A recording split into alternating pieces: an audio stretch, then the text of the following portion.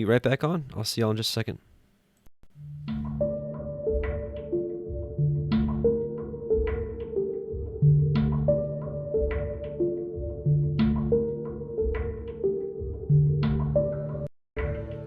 And welcome back, brothers and sisters. Welcome to the Parable of the Vineyard YouTube live stream.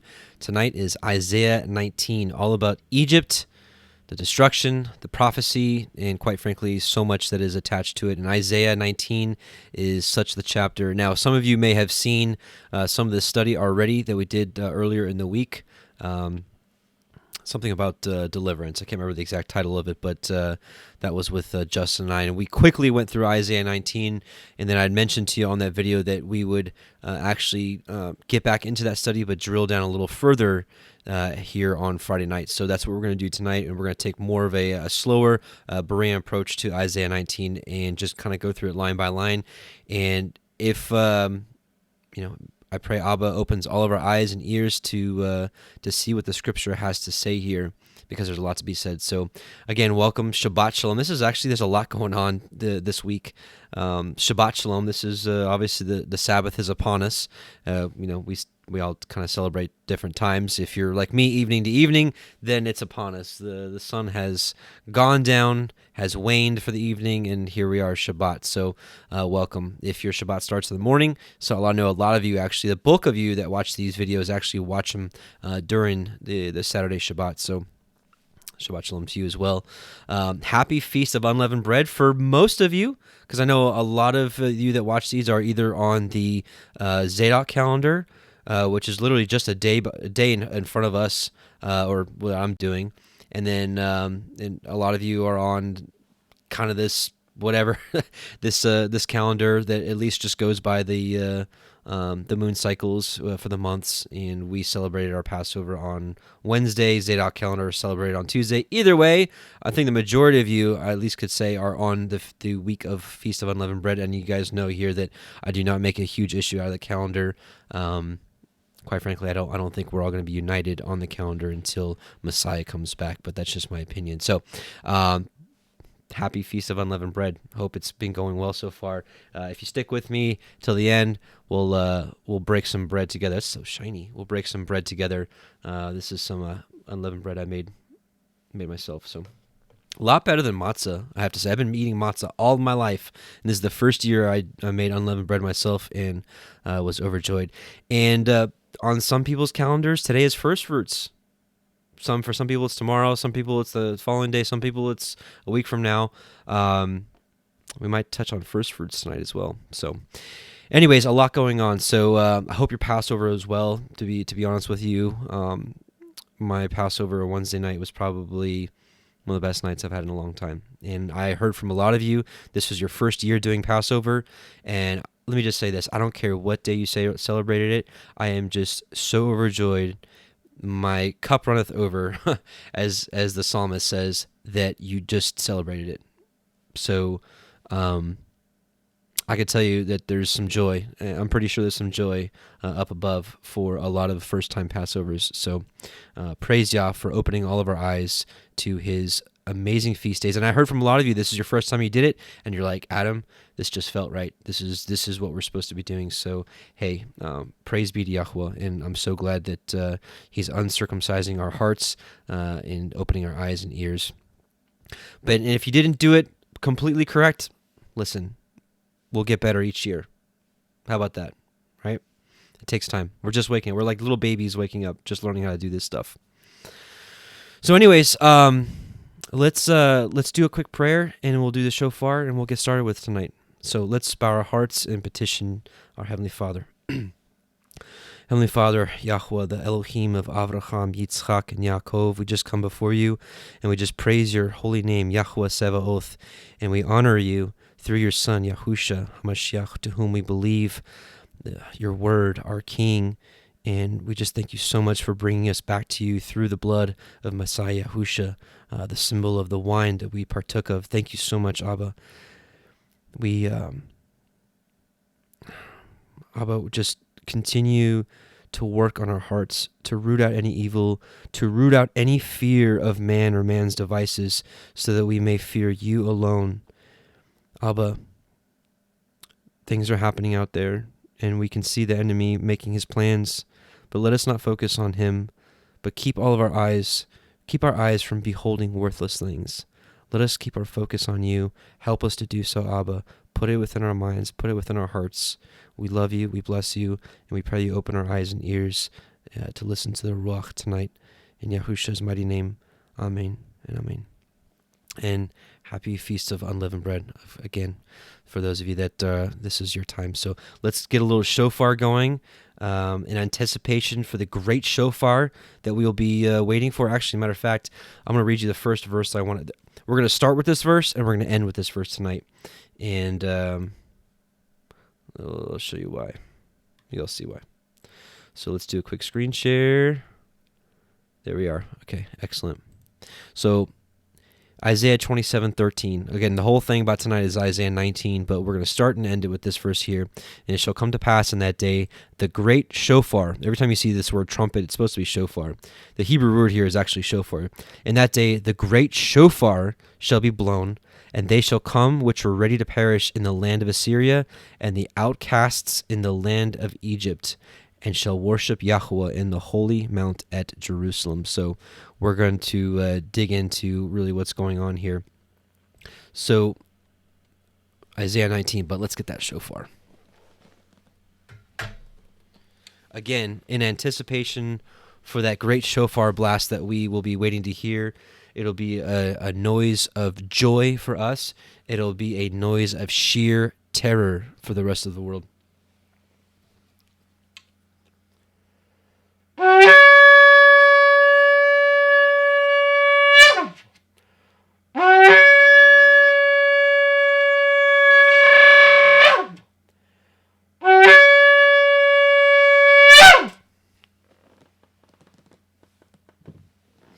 Okay, Isaiah 19, here we go. And what did we title this? Oh, Isaiah 19, Prophecy, Destruction, and Deliverance.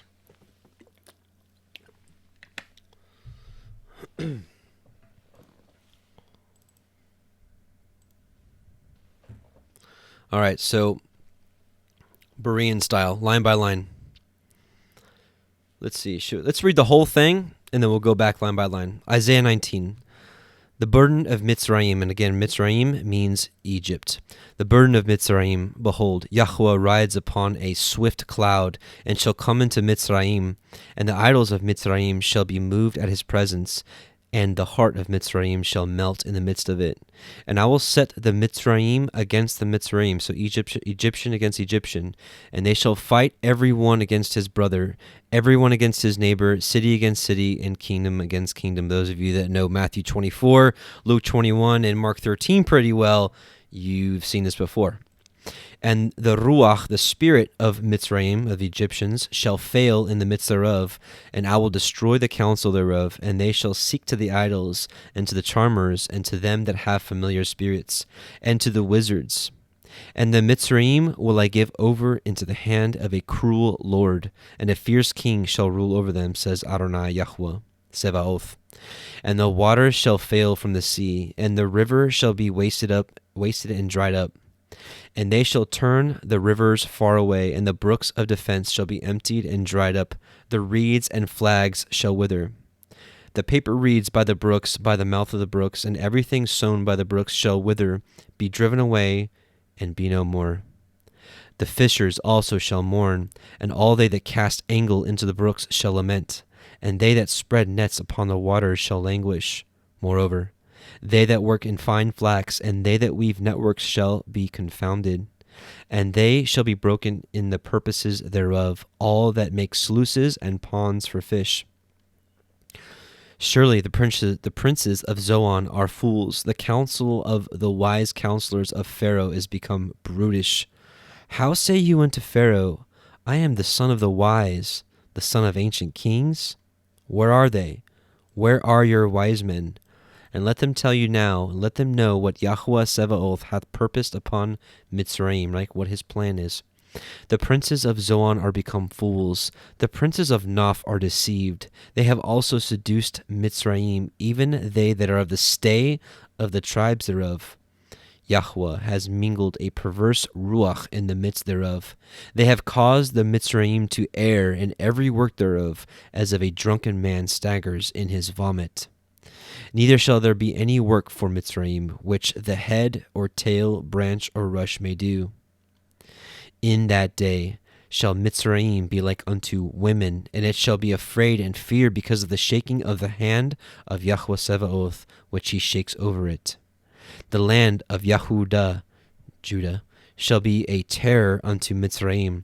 Everyone that makes mention thereof shall be afraid in himself, because of the counsel of Yahweh Sebaoth, which he had determined against it. In that day shall 5 cities in the land of Mitzrayim speak the language of Canaan, and swear to Yahweh Sebaoth. One shall be called the city of destruction. In that day there shall be an altar to Yahweh in the midst of the land of Mitzrayim, and a pillar at the border thereof to Yahweh.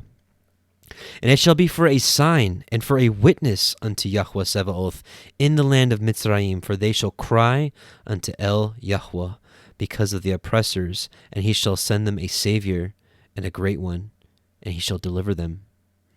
And Yahweh shall be known to the Mitzrayim, and the Mitzrayim shall know Yahweh in that day, and shall do sacrifice and oblation. Yea, they shall vow a vow unto Yahweh, and perform it. And Yahweh shall smite the Mitzrayim, and he shall smite it and heal it.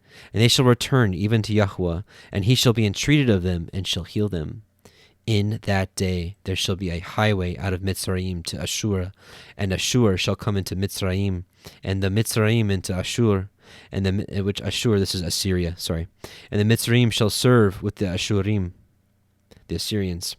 In that day shall Yisrael, Israel, be the third with the Mitzrayim and with Ashur, even a blessing in the midst of the land, whom Yahweh Sebaoth shall bless, saying, Blessed be Mitzrayim, my people, and Ashur, the work of my hands, and Yisrael, my inheritance. So, did you get it? Did you catch everything in there? If not, good. We got a lot to go over. And by the way, we are reading from the CEPHER version. My personal favorite. It's not perfect, I can tell you that up front, but there is not a single English translation, in my opinion, that is perfect. So this is just one of the handful of the ones that I prefer. So, all right, so let's get into verse 1. There's a lot here. So let me read one more time. The burden of Mitzrayim, right? This is like the oracle, right? The prophecy, oracle concerning Egypt. The burden of Mitzrayim, behold, Yahweh rides upon a swift cloud, and shall come into Mitzrayim, and the idols of Mitzrayim shall be moved at his presence, and the heart of Mitzrayim shall melt in the midst of it. So those of you that know the song of Moshe, which we will be singing tonight, right? Melting, right? And the inhabitants of Canaan melted. Fear and dread fell on them.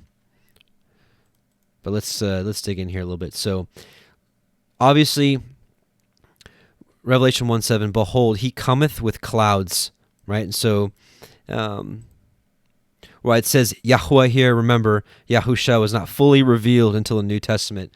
I do believe this is Yahusha rides upon a swift cloud here. So, and that's how we see here in Revelation 1:7, behold, he cometh with clouds, and every eye shall see him, and they also which pierced him, and all kindreds of the earth shall wail because of him. Even so, Amen. Now, a couple different pictures here of Yahusha in Revelation. This is something we went over quite a bit last week, and I know a lot of you disagree with me, and I totally get it. Let me just read this first, and we'll talk about it for a second. Revelation 6:1-2. And I saw when the Lamb opened one of the seals, and I heard, as it were the noise of thunder, one of the 4 beasts saying, Come and see. And I saw, and behold, a white horse, and he that sat on him had a bow, and a crown was given unto him, and he went forth conquering and to conquer. Remember, we looked at this Greek word here.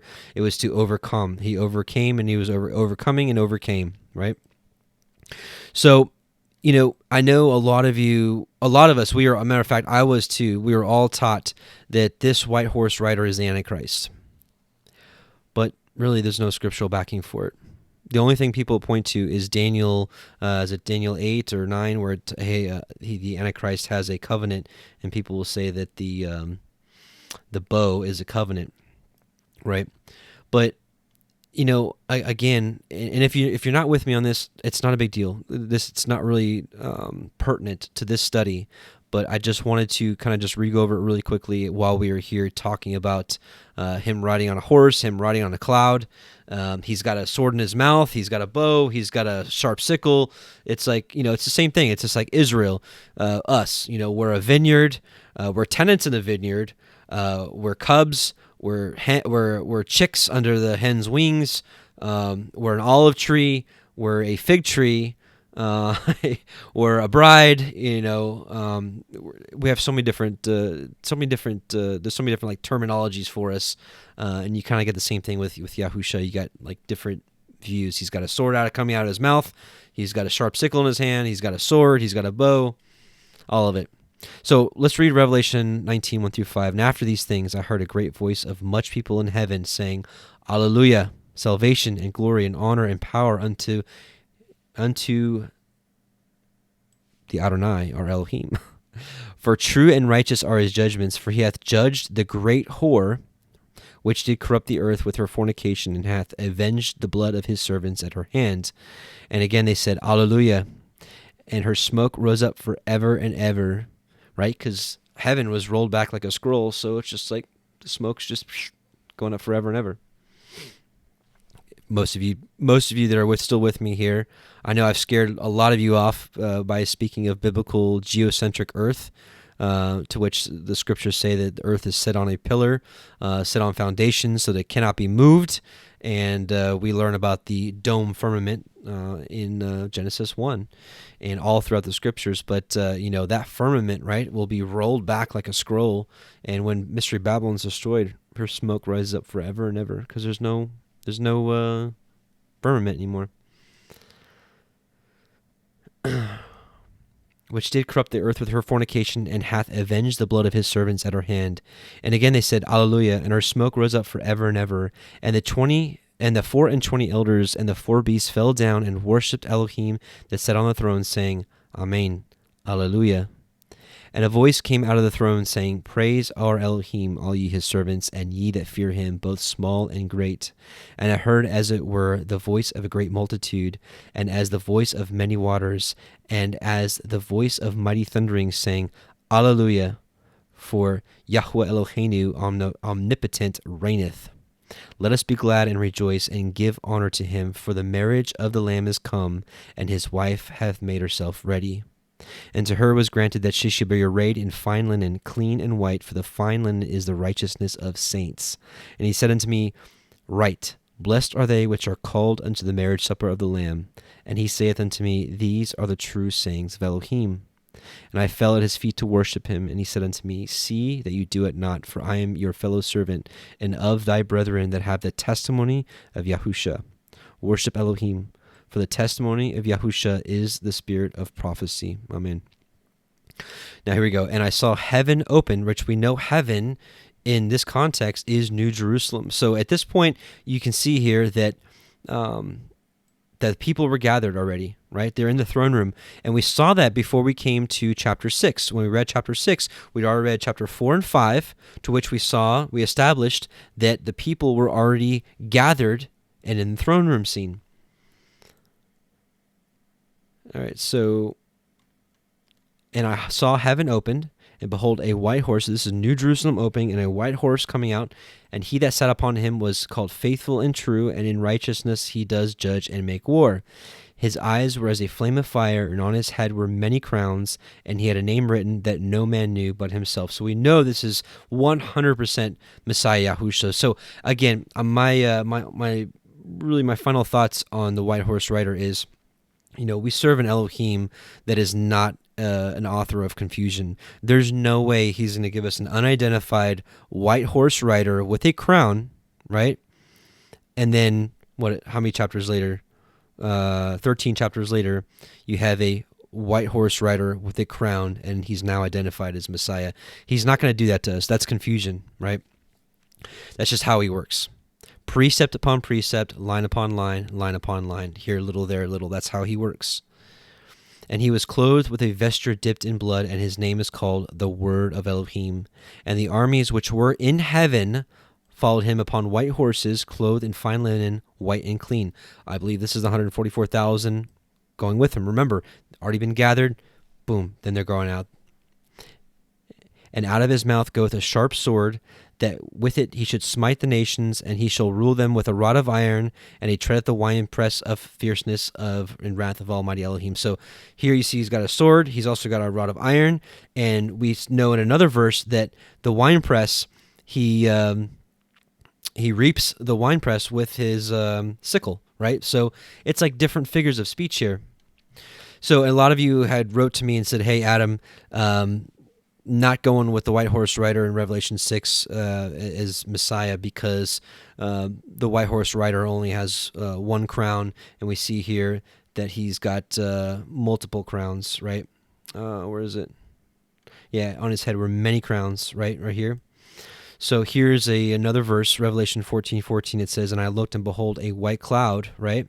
And upon the cloud one sat like unto the Son of Man, having on his head a golden crown. So a golden crown. Here's a single crown, and in his hand a sharp sickle. So he's got a sickle, he's got a sword. That's just how it is, right? So again, we're going back to the point. Behold, Yahweh rides upon a swift cloud, and shall come into Mitzrayim. So he's going to come into Egypt, right? Now, Egypt, in my opinion, Egypt is America first and foremost, but at the same time, I honestly think Egypt in this context also represents the world, because Yahweh's people are spread abroad. They're not just in America, as we saw earlier today in the chat. We're in America, we're in Jamaica, we're in Trinidad, we're in the Philippines, we're in China, Australia, the UK, we're all over the place, right? And there's much more. I could keep going on and on. But so I think in this context, truly, at the core of it, it's the whole world. But a lot of this really will ring true for America. You'll see here in a bit. So we see him here. Behold, a white cloud, and one that sat upon it like the Son of Man. So that definitely confirms, what we're seeing here. So Jeremiah 4:13 through 22, I want to read this a little bit. Behold, he shall come up as clouds, and his chariots shall be as a whirlwind. His horses are swifter than eagles. Woe unto us, for we are spoiled. O Jerusalem, wash thine heart from wickedness, that thou mayest be saved.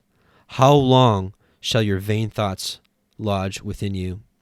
For a voice declareth from Dan, and publisheth affliction from Mount Ephraim. Make ye mentions to the nations. Behold, publish against Jerusalem that watchers, and the Hebrew here is Nazarene. And I know a lot of you have seen Brother Justin's documentary on the Nazarene. I think it's a much more fitting title to who we are rather than Christians. I would like to call myself a follower of the way, or a Nazarene. So, making mention to the nations, right? So this is like being a witness. Make you mention to the nations. Spread the news abroad, right? Behold, publish against Jerusalem that watchers, Nazarene, come from a far country. Hello, we're spread everywhere, and give out their voice against the cities of Judah. As keepers of a field are they against her round about, because she hath been rebellious against me, saith Yahweh. Thy way and thy doings have procured these things unto thee. This is thy wickedness, because it is bitter, because it reacheth unto thine heart. My bowels, I am pained at my very heart. My heart makes a noise in me. I cannot hold my peace, because you have heard, O my soul, the sound of the shofar, the alarm of war. Destruction upon destruction is cried, for the whole land is spoiled. Right? So this is the whole land he's talking about here now is actually Jerusalem. So I believe what we're going to see here in a little bit, as I believe that Mystery Babylon and Egypt is smitten around the same time. For the whole land is spoiled. Suddenly are my tents spoiled, and my curtains in a moment. How long shall I see the standard and hear the sound of the shofar? For my people is foolish. They have not known me. They are sottish children, right? And they have none understanding. They are wise to do evil, but to do good they have no knowledge. So let's talk a little bit about this for a second.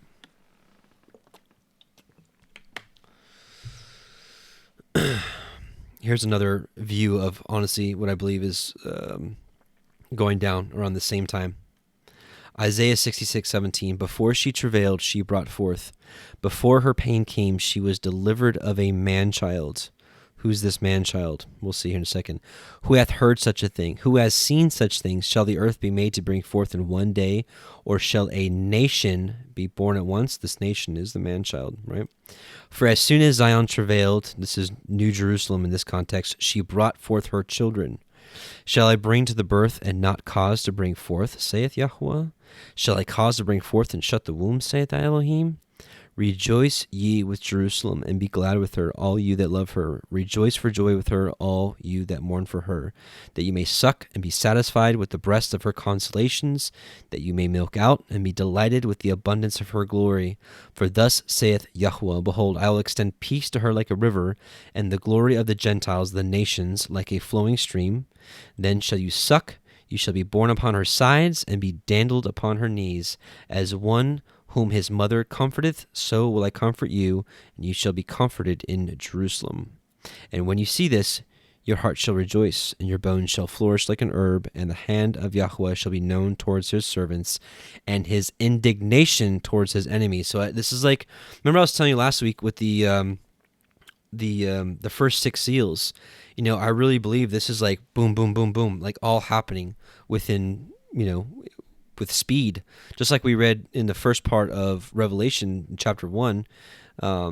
These things are going to happen quickly. Like the Greek word was tachos. It's tachos. It's where we get the word tachometer from. So it's like speed, with a quickness this stuff happens. For behold, Yahweh will come with fire, and with his chariots like a whirlwind, to render his anger with fury and his rebuke with flames of fire. So here's what we're saying right here. He will come with fire, and his chariots like a whirlwind. We were just reading that here in Jeremiah 4. Behold, he shall come up as clouds. And so we're connecting this here. Now here's what we're doing. Behold, Yahweh rides upon a swift cloud. So we're seeing that the moment of what's basically unfolding, everything else that's happening here in Egypt, right? We're connecting this as what's happening here. Behold, he shall come up as clouds, and his chariot shall be as a whirlwind. And now we're connecting that here. This is just how his word works. Now we are connecting it here. Sorry. For behold, Yahweh will come with fire, and his chariots like a whirlwind, to render his anger with fury and his rebukes with flames of fire. For by fire and by his sword will Yahweh plead with all flesh, and the slain of Yahweh shall be many. And that's where I should have ended, but I was like, while we're here, I got to read this verse. Those of you that still think eating pork is a good idea, check this verse out. They that sanctify themselves and purify themselves in the gardens behind one tree in the midst, eating swine's flesh, that's pig, and the abomination and the mouse shall be consumed together, saith Yahweh. I wouldn't mess with the pork.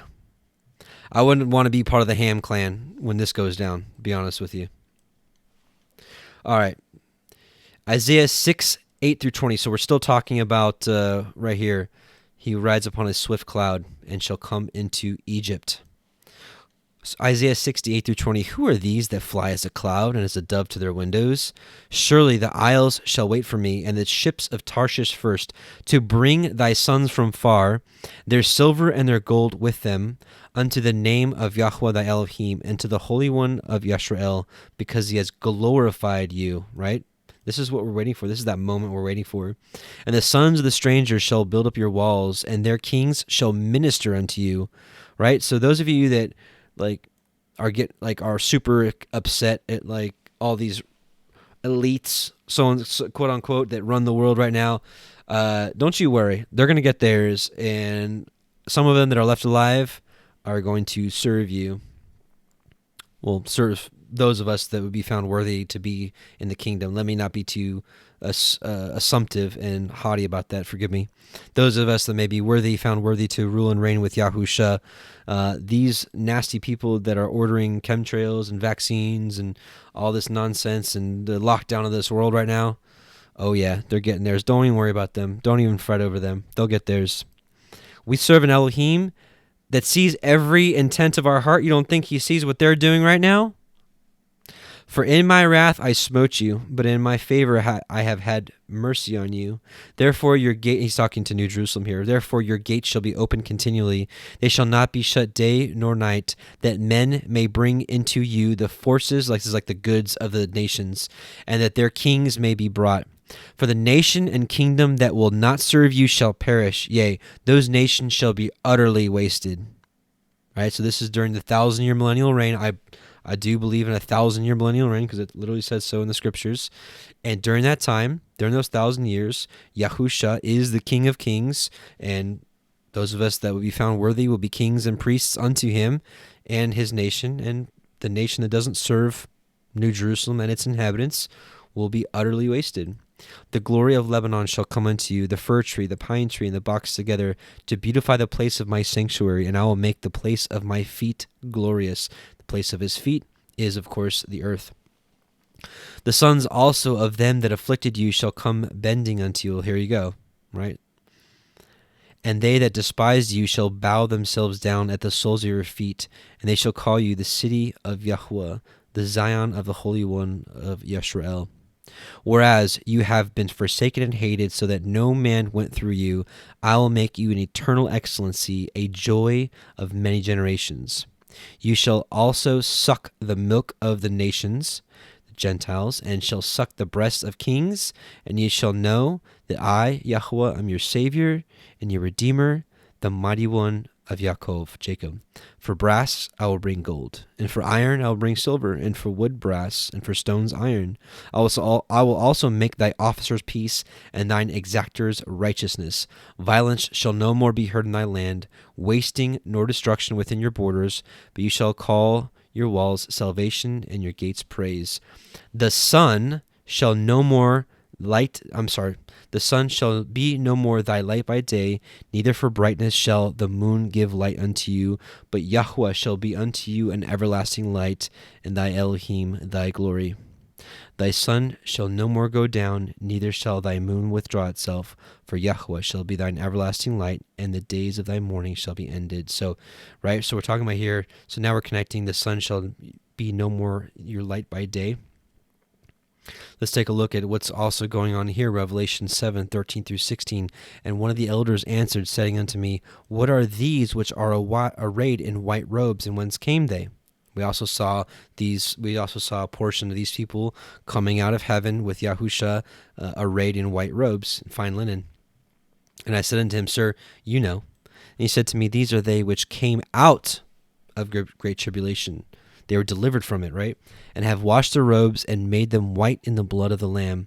Therefore are they before the throne of Elohim, and serve him day and night in his temple.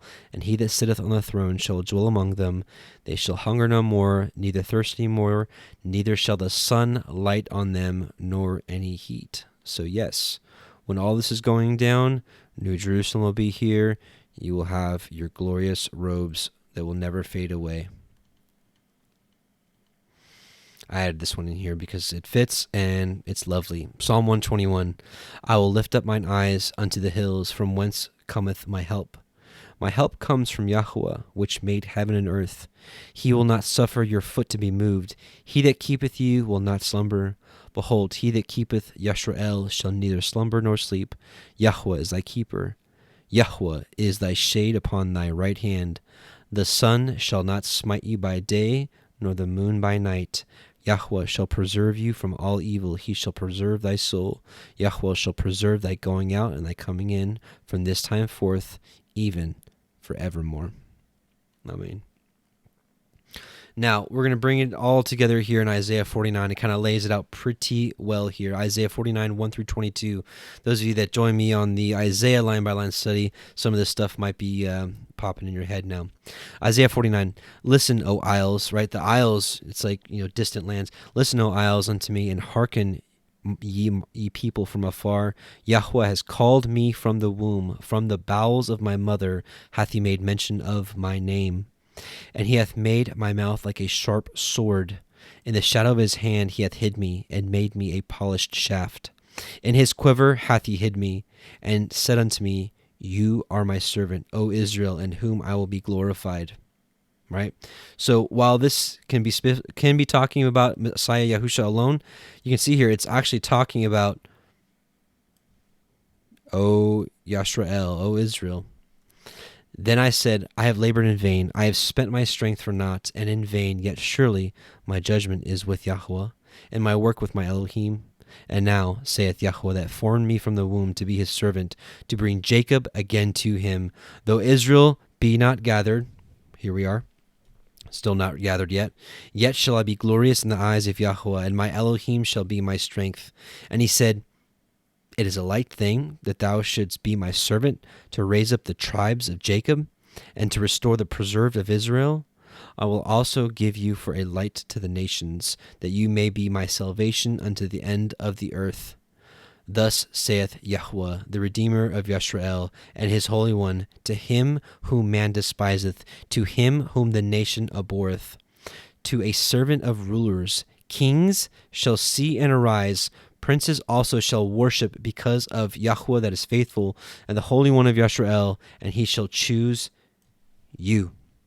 Well, we pray that we're found worthy. Luke 21:36.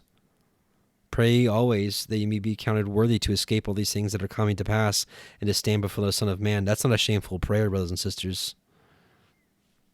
I don't know who wants to stay during this tribulation. I want to escape. Is that a bad thing? I don't think so. Thus saith Yahweh, in an acceptable time have I heard you, and in a day of salvation have I helped you. And I will preserve you, and give you for a covenant of the people, to establish the earth, to cause to inherit the desolate heritages, that you may say to the prisoners, go forth, and to them that are in darkness, show yourselves. They shall feed in the ways, and their pastures shall be in all high places. They shall not hunger nor thirst, neither shall the heat nor sun smite on them. For he that hath mercy on them shall lead them, even by the springs of water shall he guide them. And I will make all my mountains a way, and my highways shall be exalted. Behold, these shall come from afar, and lo, these from the north and from the west, and these from the land of Sinim. Right? Because again, we're scattered throughout the four corners of his earth. We're coming from all around. And if you've joined us on the Revelation line by line study, what I'm starting to see, what in my opinion, what the word is showing me, is that he's going to gather his people, glorify some, and send them out in twos as witnesses. And yes, I believe it's more than just two people as the two witnesses. I believe they'll be operating in the spirit of Enoch and Elijah, or even Moses and Elijah, whatever, it doesn't matter. But they will have that spirit with them. And I'll back that point up in a second. Sing, O heavens, and be joyful, O earth, and break forth. And that's why it's saying here, all this is written to the house of Israel. And let's see. Right? Is a light thing. You should be my servant to raise up the tribes of Jacob, to restore the preserved of Israel. I will also give you for a light to the Gentiles, that you may be my salvation unto the end of the earth. Now, we're not the salvation. Messiah is, of course, but we're like the messengers that go back out. That, is my opinion, is when the gospel is preached to the entire world, and then the end comes.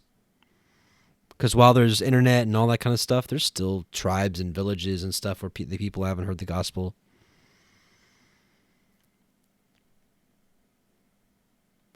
They shall not hunger nor thirst, neither shall the heat nor sun smite on them. For he that hath mercy on them shall lead them, even by the springs of water shall he guide them. And I will make all my mountains a way, and my highways shall be exalted. Behold, these shall come from afar, and lo, these from the north and from the west, and these from the land of Sinim. Sing, O heavens, and be joyful, O earth, and break forth into singing, O mountains. For Yahweh hath comforted his people, and will have mercy upon his afflicted. But Zion said, Yahweh hath forsaken me, and my Adonai hath forgotten me. This is New Jerusalem speaking, right? Can a woman forget her sucking child, that she should not have compassion on the son of her womb? Yea, they may forget, yet I will not forget you. Behold, I have graven you upon the palms of my hands. Thy walls are continually before me. This is Yahweh speaking to New Jerusalem. Thy children shall make haste. Right? We're the children. Thy children shall make haste, thy destroyers and they that made thee waste shall go forth of you. This is, quite frankly, this is the broken off branches of what used to be Israel. The unbelievers, those that do not believe in Messiah, that have been cut off, broken off. Lift up your eyes round about, and behold, all these gather themselves together and come to thee. As I live, saith Yahuwah, you shalt surely clothe thee with them all, as with an ornament, and bind them on thee, as a bride does. For thy waste and thy desolate places, and the land of thy destruction, shall even be too narrow by reason of the inhabitants, and they that swallowed you up shall be far away. The children which you shall have after you have lost the others shall say again in your ears, the place is too strait for me. Give place to me that I may dwell. Then shall you say in your heart, who hath begotten me these, seeing I have lost my children, and I am desolate, a captive, and removing to and fro? And who hath brought up these? Behold, I was left alone. These, where had they been? Thus saith Yahweh Elohim, behold, I will lift up mine hands to the Gentiles, and set up my standard to the people. This is this. Now we're talking about the standard. This is, I believe, the those that escape and are sent back out. And I'll back that up here in just a second. I'll set up my standard to the people, and they, the standard, shall bring in thy sons in their arms, and thy daughters shall be carried upon their shoulders. So let's read that now. Isaiah 66:19-21. And I will set a sign among them. This is the standard. And I will send those that escape of them. So people are going to escape the tribulation. That's what it says. And I will send those that escape of them unto the nations. So they're going to escape, and they're going to be sent out to the nations, to Tarshish, to Pul, to Lud, that draw the bow, to Tubal, Javan, to the isles afar off. So here we go. This is everywhere. That have not heard my fame, neither have seen my glory, and they shall declare my glory among the Gentiles, the nations. And they, right, the sign, the standard, those that escape, they shall bring all of your brethren, because the people that they bring will be our brethren, for an offering unto Yahweh out of all nations, upon horses, and in chariots, and in litters, and upon mules, and upon swift beasts, to my holy mountain Jerusalem. This is New Jerusalem, saith Yahweh, as the children of Israel bring an offering in a clean vessel into the house of Yahweh. And I will also take of them for priests and Levites, saith Yahweh. So, pretty big rabbit trail. It is what it is. Whoops. I don't know what just happened. Okay, good. And let's see. We already did all this. Yeah, we don't need to go here. Okay. So earlier, just a moment ago, we saw in Isaiah 49, it said, it says, behold, I have graven you upon the palms of my hands. Your walls are continually before me. What I'm trying to show you here is at the beginning of the day of Yahweh, when this all starts, right? When the Son of Man is revealed, when he comes down with New Jerusalem. And I'm going to show you right here, point blank. So remember this part. I have graven you upon the palms of my hands. Thy walls are continually before me. We're going to go to 2 Baruch chapter 4. And Yahweh said unto me, this city shall be delivered up for a time. Baruch was crying, lamenting about the destruction of physical Jerusalem back when Nebuchadnezzar took it down. And Yahweh said unto me, this city, so physical Jerusalem, this city shall be delivered up for a time, and the people shall be chastened during a time, and the world will not be given over to oblivion. Do you think that this is the city of which I said, on the palms of my hands have I graven you? Right? I have graven you upon the palms of my hands. So Yahweh is saying to Baruch, he's like, do you think this is the city, Jerusalem, that's about to be destroyed? Do you think this is the city that I on the palms of my hands I have graven you? He's like, watch. He's like, This building now built in your midst is not that which is revealed with me. That which was prepared beforehand here from the time when I took counsel to make paradise and showed it to Adam before he sinned, but when he transgressed the commandment, it was removed from him as also paradise. And after these things, I showed it to my servant Avraham by night among the portions of the victims, the threshold covenant. And again, also I showed it to Moshe at Mount Sinai when I showed him all the likeness of the tabernacle and all its vessels. And now behold, it is preserved with me as also paradise. Go therefore and do as I command you. So, right? So he's saying this is not the building that's going to be revealed with me. The building that is going to be revealed with me is New Jerusalem. that's been formed since the beginning of time. So, okay, we just spent like 40 minutes on one verse. Sorry, not sorry, actually. Everybody still with me? Okay. All right, good. Give me just a moment.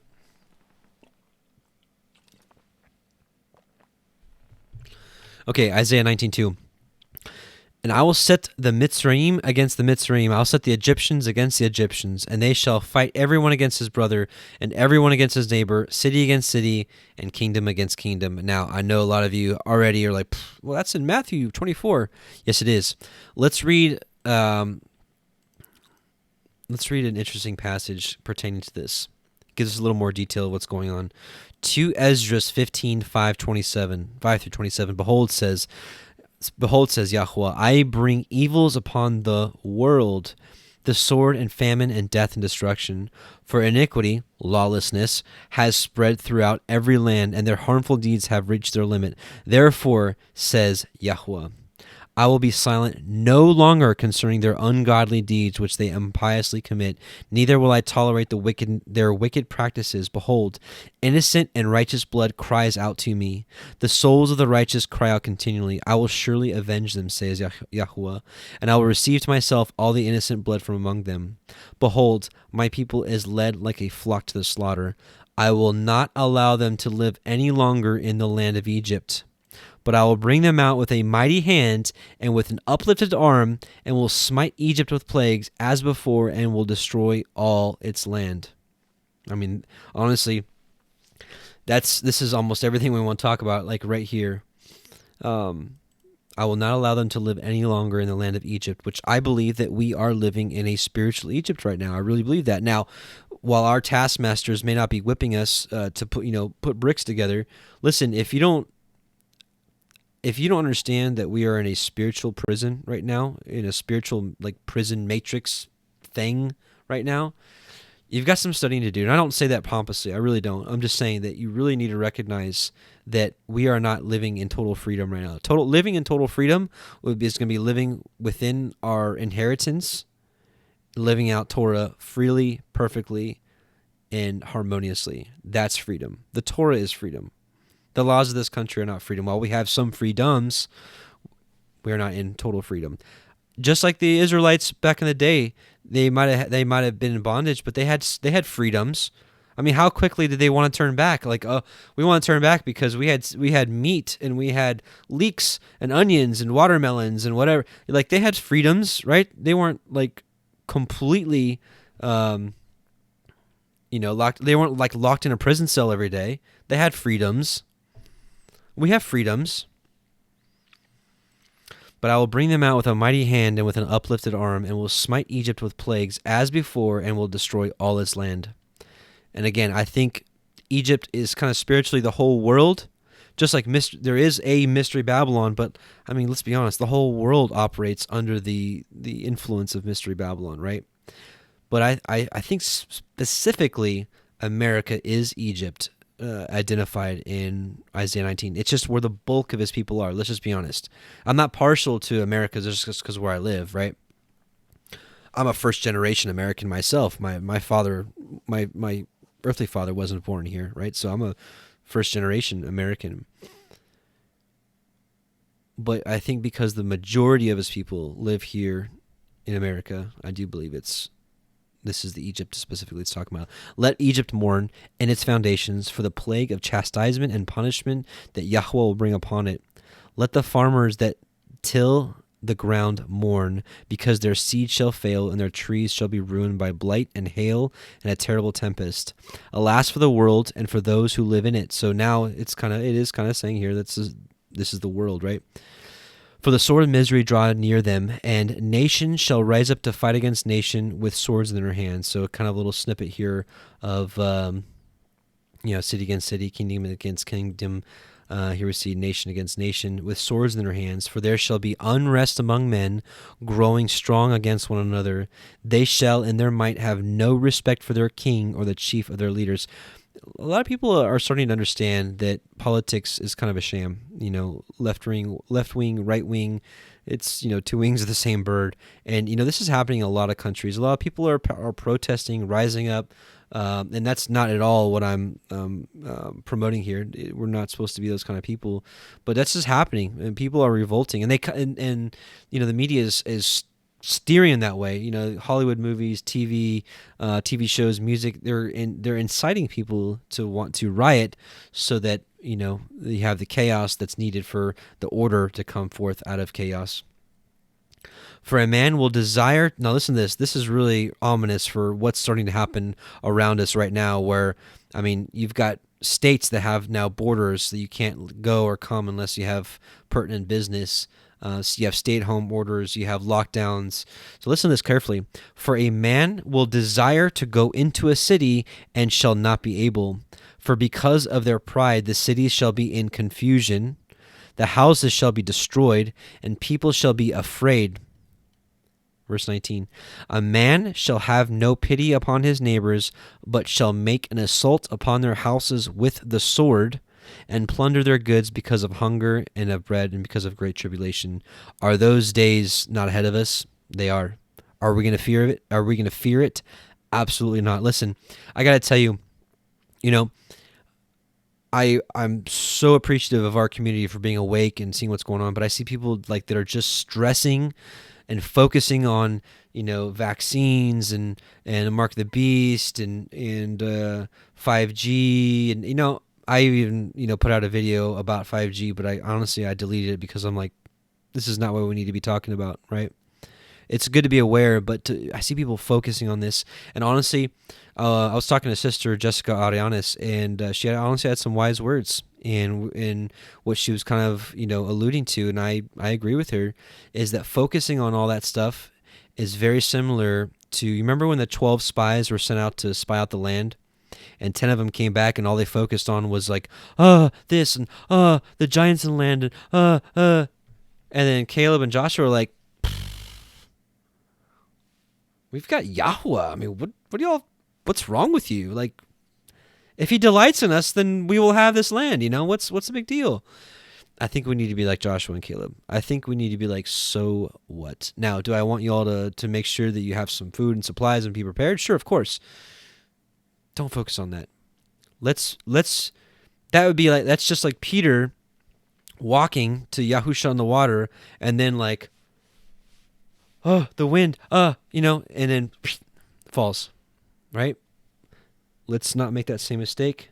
Let's keep our eyes focused on Yahuwah and focused on Yahusha, and let's give the good report of the deliverance that we will get from Yahuwah. And if you know what, if I'm totally missing it and we're all just gonna die, seriously, that's the worst case scenario. Honestly, I know some of you are your kids are probably watching with you, and you're but seriously, do we not believe what we believe? Do we not believe that we are to fear only Yahuwah, who can kill the body and the soul in Sheol? If man kills us and Yahuwah gives it into their hand to kill us, do we not believe what we believe? Do we not believe that we will be with him forevermore? That's the worst thing that can happen, and if it does, but I don't believe it does happen. We'll keep reading. I believe that we're that generation. I believe that there is going to be a people in the end times that hearkens to his voice like it hasn't been done in thousands of years, and he will deliver them. That is what I believe with all my heart. Behold, says Elohim, Now, with that same statement, do I believe that there's a lot of believers that are going to have to give their lives? Yeah, I do, because they weren't ready. It's called the foolish virgins. I believe they are going to have to give their life. I believe they're going to have a chance, but they're going to have to give up their life for it. Now, a lot of us are giving up our life in a spiritual sense, right? And coming back to his ways, denying ourselves, Coming back to Yahweh's ways. Behold, says Elohim, I call together all the kings of the earth to fear me, from the rising sun and from the south, and from the east and from Lebanon, to turn and repay what they have given to them. Just as they have done to my elect until this day, so will I do, and will repay into their bosom. Thus says Yahweh Elohim, my right hand will not spare the sinners, and my sword will not cease from those who shed innocent blood on the earth. A fire will go forth from his wrath and will consume the foundations of the earth, and the sinners like straw that is kindled. Now here we go. Woe to those who sin and do not observe my commandments, says Yahweh. I will not spare them. Depart. Remember, this is just like, Matthew 7. Depart, you workers of iniquity. Depart, you faithless children. Do not pollute my sanctuary. This is his sanctuary, right? For Yahweh knows all who transgress against him. Therefore, he will hand them over to death and slaughter. So, if he's not going to spare the people that do not keep his commandments, what do you think he's going to do for those that do observe his commandments? I believe they're going to be protected. So here it is. This is a come full circle. For now, calamities have come upon the whole earth. This is the great tribulation, and you shall remain in them. For Elohim will not deliver you because you have sinned against him. Again, what does that tell you for the person that is not sinning against him and keeping his commandments? 2 Esdras 6:23-26, and the shofar shall sound aloud, and when all hear it, they shall suddenly be terrified. At that time, friends shall make war on friends like enemies. So here again, we see this here, brother against brother, neighbor against neighbor, city against city, kingdom against kingdom. At that time, when the shofar blows, that time, friends shall make war on friends like enemies, and the earth and those who inhabit it shall be terrified, and the springs of the fountains shall stand still, so that for 3 hours they shall not flow. And I believe this is the word. This is the famine that it talks about in Amos 11, where behold, the days come. There's going to be a famine, but not a famine for bread, but a famine of hearing the word. We know that the water is like the word that washes us clean. And it shall be that whoever remains after all that I have foretold you shall himself be saved, and shall see my salvation and the end of my world. And they, so this group here, that makes it to the end, they shall see the men who were taken up, who from their birth have not tasted death, and the heart of the earth's inhabitants shall be changed and converted to a different spirit.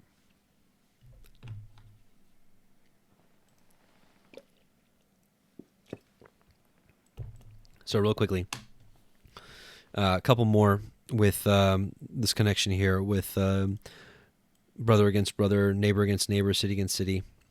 So, of course, we know Matthew 24:7 says, for nation shall rise against nation, and kingdom against kingdom, and there shall be famines and pestilences and earthquakes in divers places.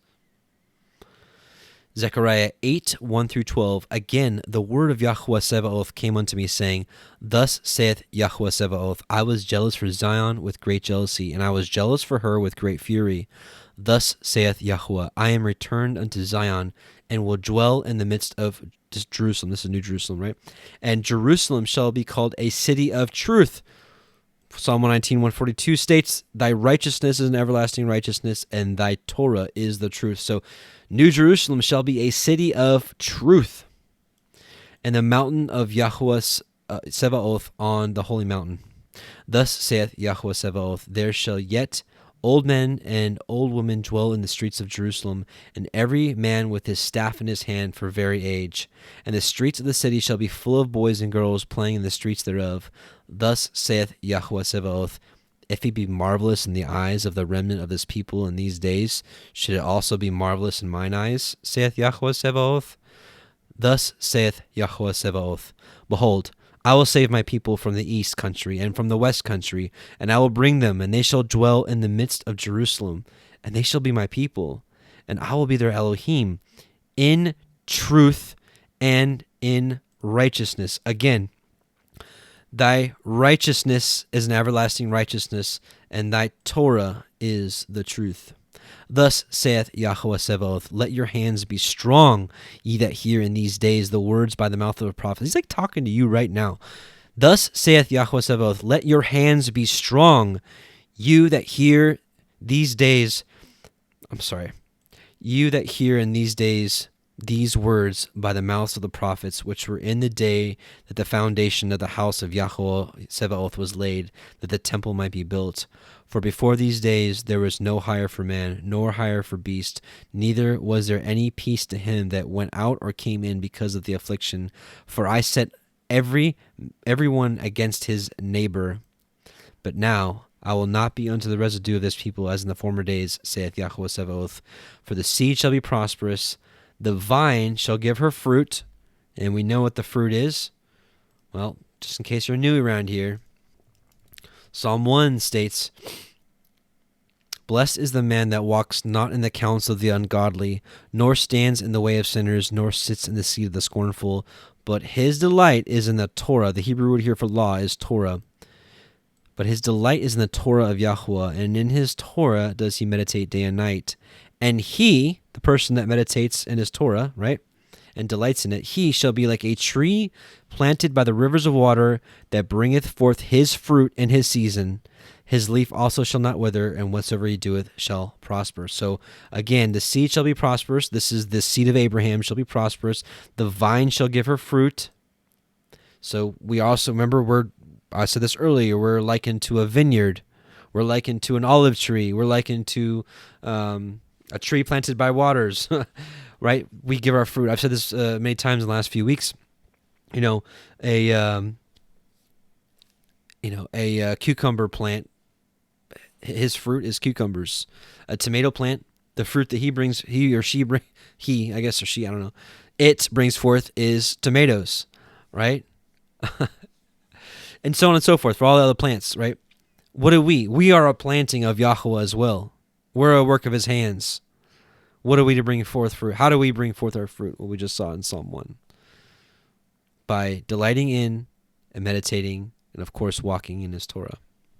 That's it. So easy. It's the doctrines of men that makes everything confusing. Now, here's an interesting example of what we're talking about here in 2 Chronicles 15, 1 through 18. When's the last time you read 2 Chronicles? I'm just messing with you. And the spirit of Elohim came upon Azariah. Are you out there? The son of Oded. And he went out to meet Asa. This is one of the kings of Judah. And said unto him, Hear ye me, Asa, and all Judah and Benjamin. Yahweh is with you, while ye be with him. And if you seek him, he will be found of you. But if you forsake him, he will forsake you. And we're coming into a point here where, right, some of us are starting to really seek him, and we're really finding him. Now for a long season, Israel has been without a true Elohim, and without a teaching priest, and without a law. Same as right now. But when they in their trouble did turn unto Yahweh Eloheinu of Israel, and sought him, he was found of them. Here we are again. In those times there was no peace to him that went out, nor to him that came in, but great vexations were upon all the inhabitants of the countries. And nation was destroyed of nation, and city of city, right? So this is, again, we're talking about nation against nation, city against city. And nation was destroyed of nation, and city of city, for Elohim did vex them with all adversity. Be ye strong, therefore, and let not your hands be weak, for your work shall be rewarded. Remember that. And when Asa heard these words and the prophecy of Oded the prophet, he took courage and put away the abominable idols out of all the land of Judah and Benjamin, and out of all the cities which he had taken from Mount Ephraim, and renewed the altar of Yahweh that was before the porch of Yahweh. So this is so symbolic of a lot of our journeys, brother and sister.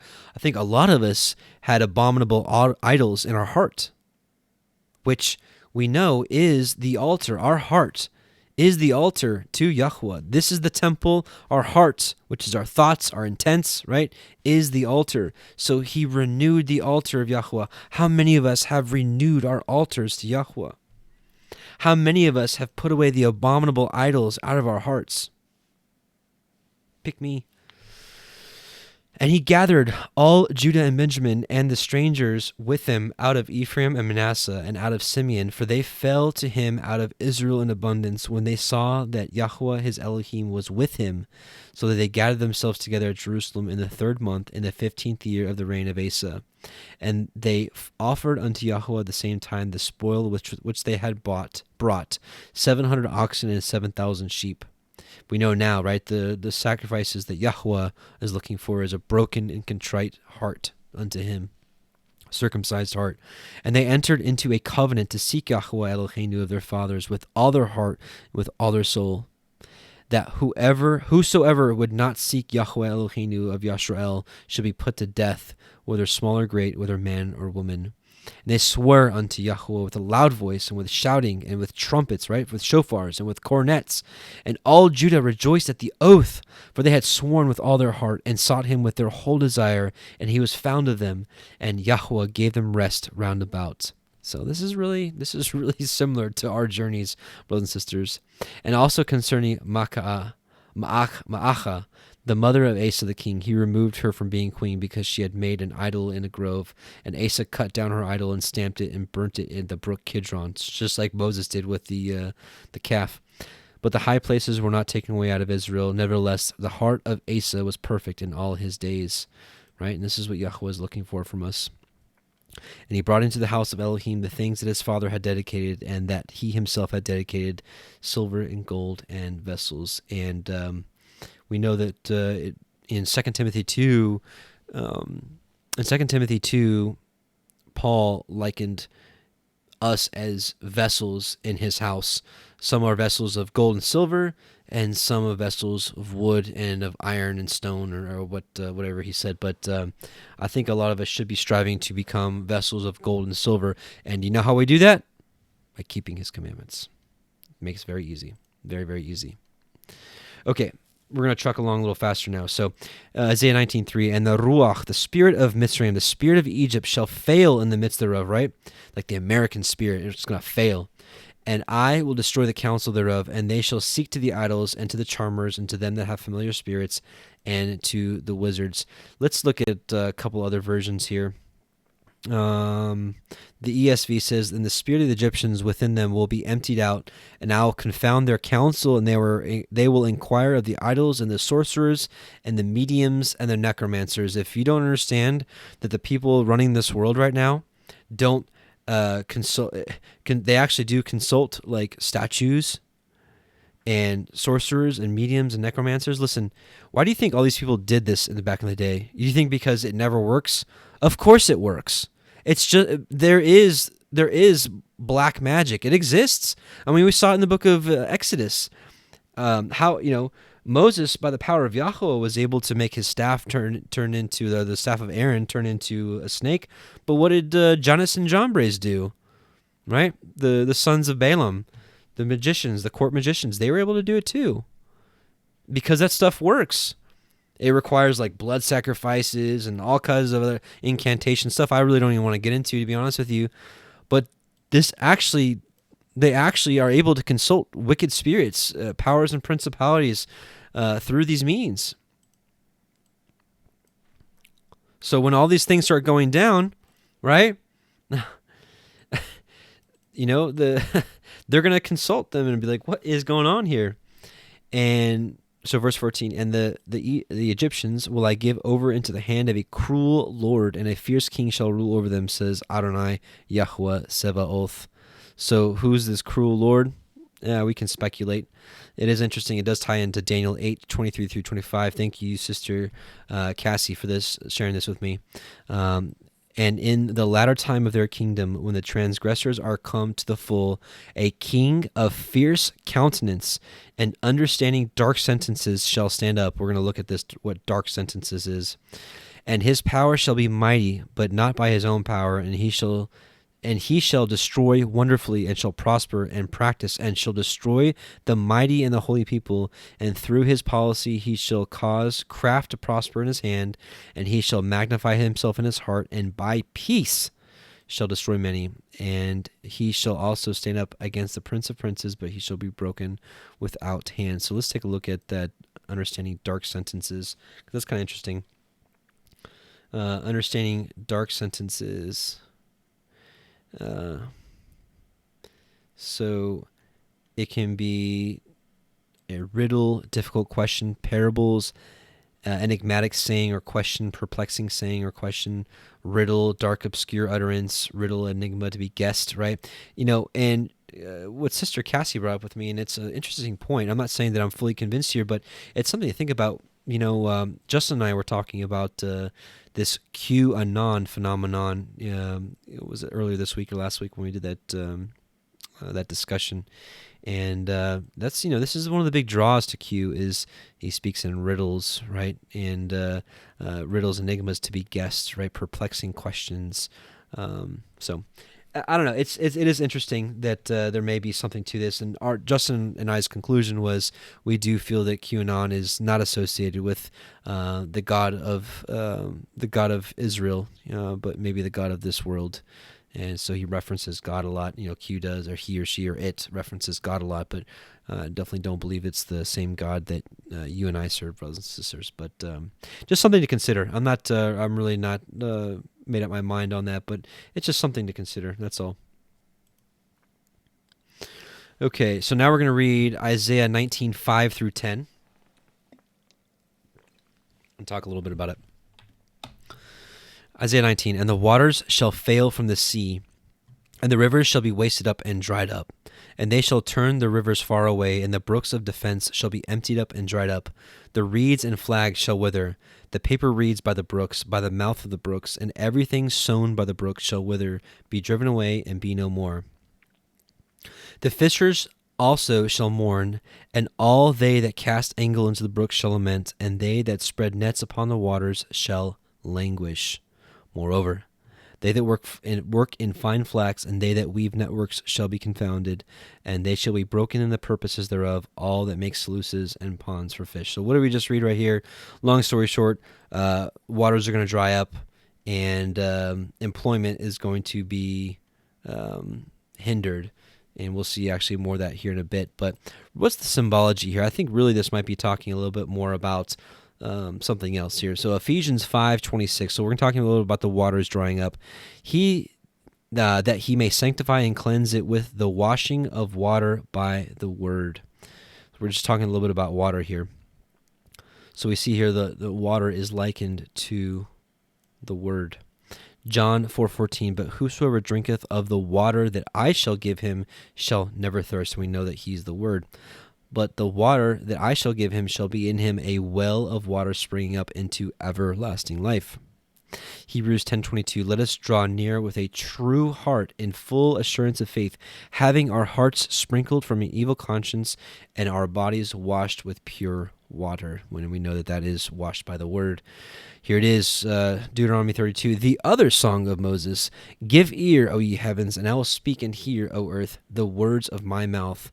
My doctrine, this is Yahweh speaking, my doctrine shall drop as the rain. His word shall drop as the rain.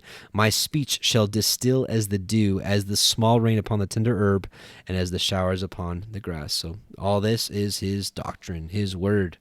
And here to kind of sum it up here, what we said earlier, Amos 8:11, behold, the days come, saith Yahweh Elohinu, that I will send a famine in the land, not a famine of bread, nor a thirst for water, but of the hearing of the words of Yahweh.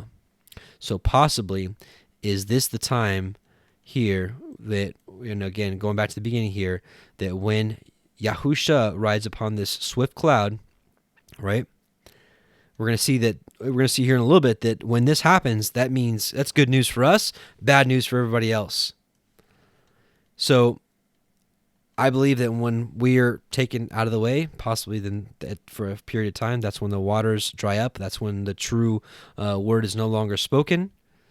And we'll keep going here. So Isaiah 19:11.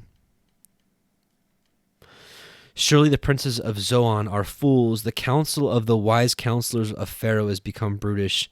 How say ye unto Pharaoh, I am the son of the wise, the son of ancient kings? Where are they? Where are your wise men? And let them tell you now, and let them know what Yahweh Sabaoth hath purposed upon Mitzrayim. So his purpose upon Mitzrayim is to smite it, you're going to see here in a little bit. What we saw earlier, smited with plagues. But let's talk about, why are these people fools? Jeremiah 8:9, the wise men are ashamed, they are dismayed and taken. Lo, they have rejected the word of Yahweh, and what wisdom is in them, right? So there's no way. So someone that rejects the word of Yahweh, there's zero wisdom in them. Zero. At least wisdom that Yahweh looks at. They can have wisdom of this world, but it's foolishness. 1 Corinthians 1:20, where is the wise? Where is the scribe? Where is the disputer of this world? Hath not Elohim made foolish the wisdom of this world? Yes, he has. Same chapter, a couple verses later, 1 Corinthians 26 through 31. 1 Corinthians 1:26 through 31. For ye see your calling, brethren, how that not many wise men after the flesh, nor many mighty, not many noble are called. Yeah, I hear you. A lot of us are a bunch of nobodies to this world. But Elohim hath chosen the foolish things of the world to confound the wise, and Elohim hath chosen the weak things of the world to confound the things which are mighty. And base things of the world and things which are despised hath Elohim chosen, yea, and things which are not, to bring not things that are. And, I've heard from a lot of people, they're like, a lot of you know that what I believe is the 144,000 are the end times remnant of Israel that have come out of the world, have come out of their former lives, and believe in Messiah and are keeping his commandments, period. A lot of people were like, well, we were filthy, we were disgusting, we did horrible things, we wouldn't deserve that. And I agree. I fully agree. In Revelation 3, talking about the Church of Philadelphia, which I believe is part of that 144,000 deal, it said, because you have had little strength and has kept the word of my patience. So little strength. We talked about that a couple weeks ago when we were doing that chapter in the Revelation study. That strength ties into the the strength that the apostles had when they were first given the Ruach back in Pentecost. They had much strength in the Spirit that they were able to do these mighty miracles, right? So in these last days, a lot of us have little strength, but I believe that he'll take, chosen the weak things of the world to confound the things which are mighty. And that's why I believe he'll pick a unqualified, a bunch of unqualified nobodies that were horrible sinners that beat their chest and say, thank you, Yahweh, for being merciful to a sinner like me. I think that's why he's going to pick people like us. That's his MO. That's how he works. But hey, I'm open to being wrong. I really am. But it's just what I'm seeing in the Word. And I'm very hopeful, to be honest with you, because I don't know. I want to be part of his army. Just going to put that out there. And base things of the world and things which are despised hath Elohim chosen, yea, and the things which are not, to bring to naught the things that are, that no flesh should glory in his presence. But of him are ye in Yahushua HaMashiach, who of Elohim is made unto wisdom and righteousness. So yes, Paul knows what righteousness means. It's keeping of the Torah, and sanctification and redemption, that according as it is written, he that glorieth, let him glory in Yahweh. He's quoting Jeremiah there. Right? Don't glory that you know this or that, or glory that you know Yahweh. Moreover, that he knows you as well. All right, so the princes of, verse 13, the princes of Zoan are become fools, the princes of Noph are deceived. They have also seduced Mitzrayim, Egypt, even they that are the state of the tribes thereof. And so this tribes here, this is talking about the tribes, like the dispersed tribes, the tribes of Israel, us. So even they that are the stay, this word here is the corner, right, or chief of the tribes thereof. So, become fools. And, I mean, think about it. Who are the chiefs, right? The chiefs of the tribes these days? Mega church pastors, right? Because listen, people that claim Messiah, they're supposed to be the seed of Abraham. And you've got, well, I don't even want to talk about it. You guys know the deal. I don't even want to talk bad about anybody. I just feel bad. I really do. 1914, Yahuwah has mingled a perverse ruach in the midst thereof, and they have caused the Mitzrayim to err in every work thereof, as if drunken man staggers in his vomit. Utter perverse behavior. Isaiah 24:20. The earth shall reel to and fro like a drunkard, and shall be removed like a cottage, and the transgression thereof shall be heavy upon it, and it shall fall and not rise again. Let's see how we're doing on time. We got a lot more. I'm going to skip this part.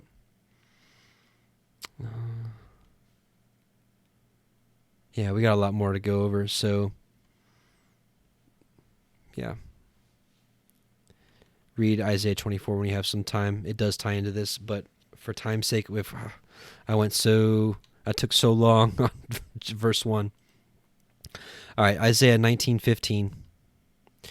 Listen to this closely. Neither shall there. So let's think of America and, quite frankly, the whole world right now with lockdown and everything that's going on, but specifically America, because you're starting to see in other countries they're starting to ease up supposedly.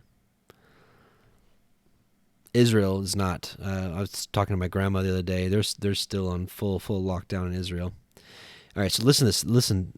Think about America right now. Neither shall there be any work for Mitzrayim, for Egyptians, which the head or tail or branch or rush may do. So this is great, small, whatever. So industries are being destroyed. I believe they are collapsing this economy. I really do believe they're doing that.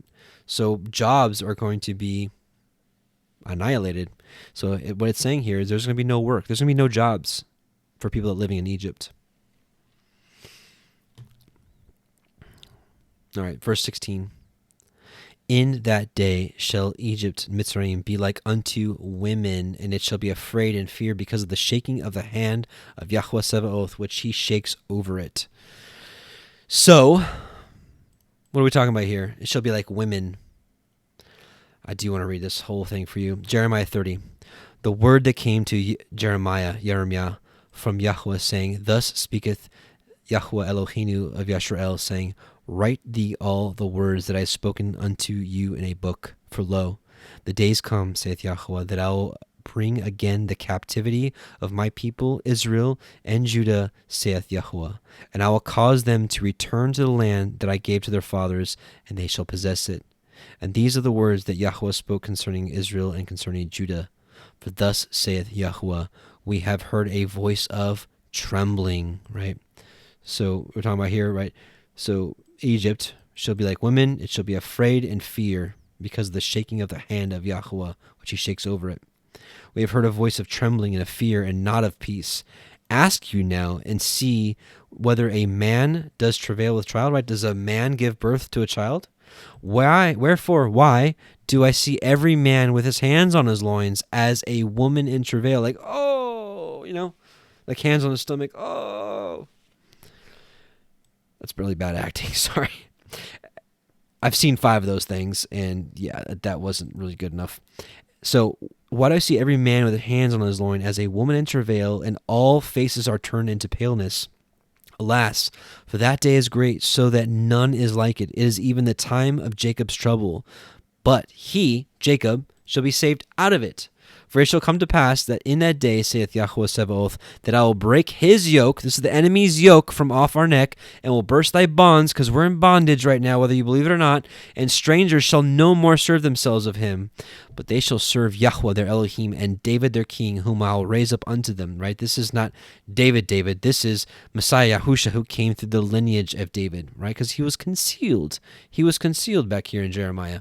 Therefore, fear thou not, O my servant Jacob, saith Yahweh, neither be dismayed, O Israel, for lo, I will save you from afar, and your seed from the land of their captivity, and Jacob shall return, and shall be in rest, and be quiet, and none shall make him afraid. For I am with you, saith Yahweh, to save you.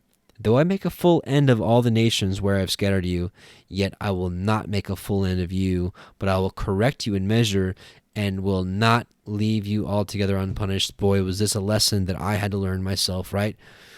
years of just utter. Some of you knew that I suffered from an autoimmune, or suffered from an autoimmune for a long time, and some of the times I was like, "Why me? Why me?" I've turned back to you, like, why? Because he said right here, "I will not leave you altogether unpunished." He's like, "I'm going to correct you."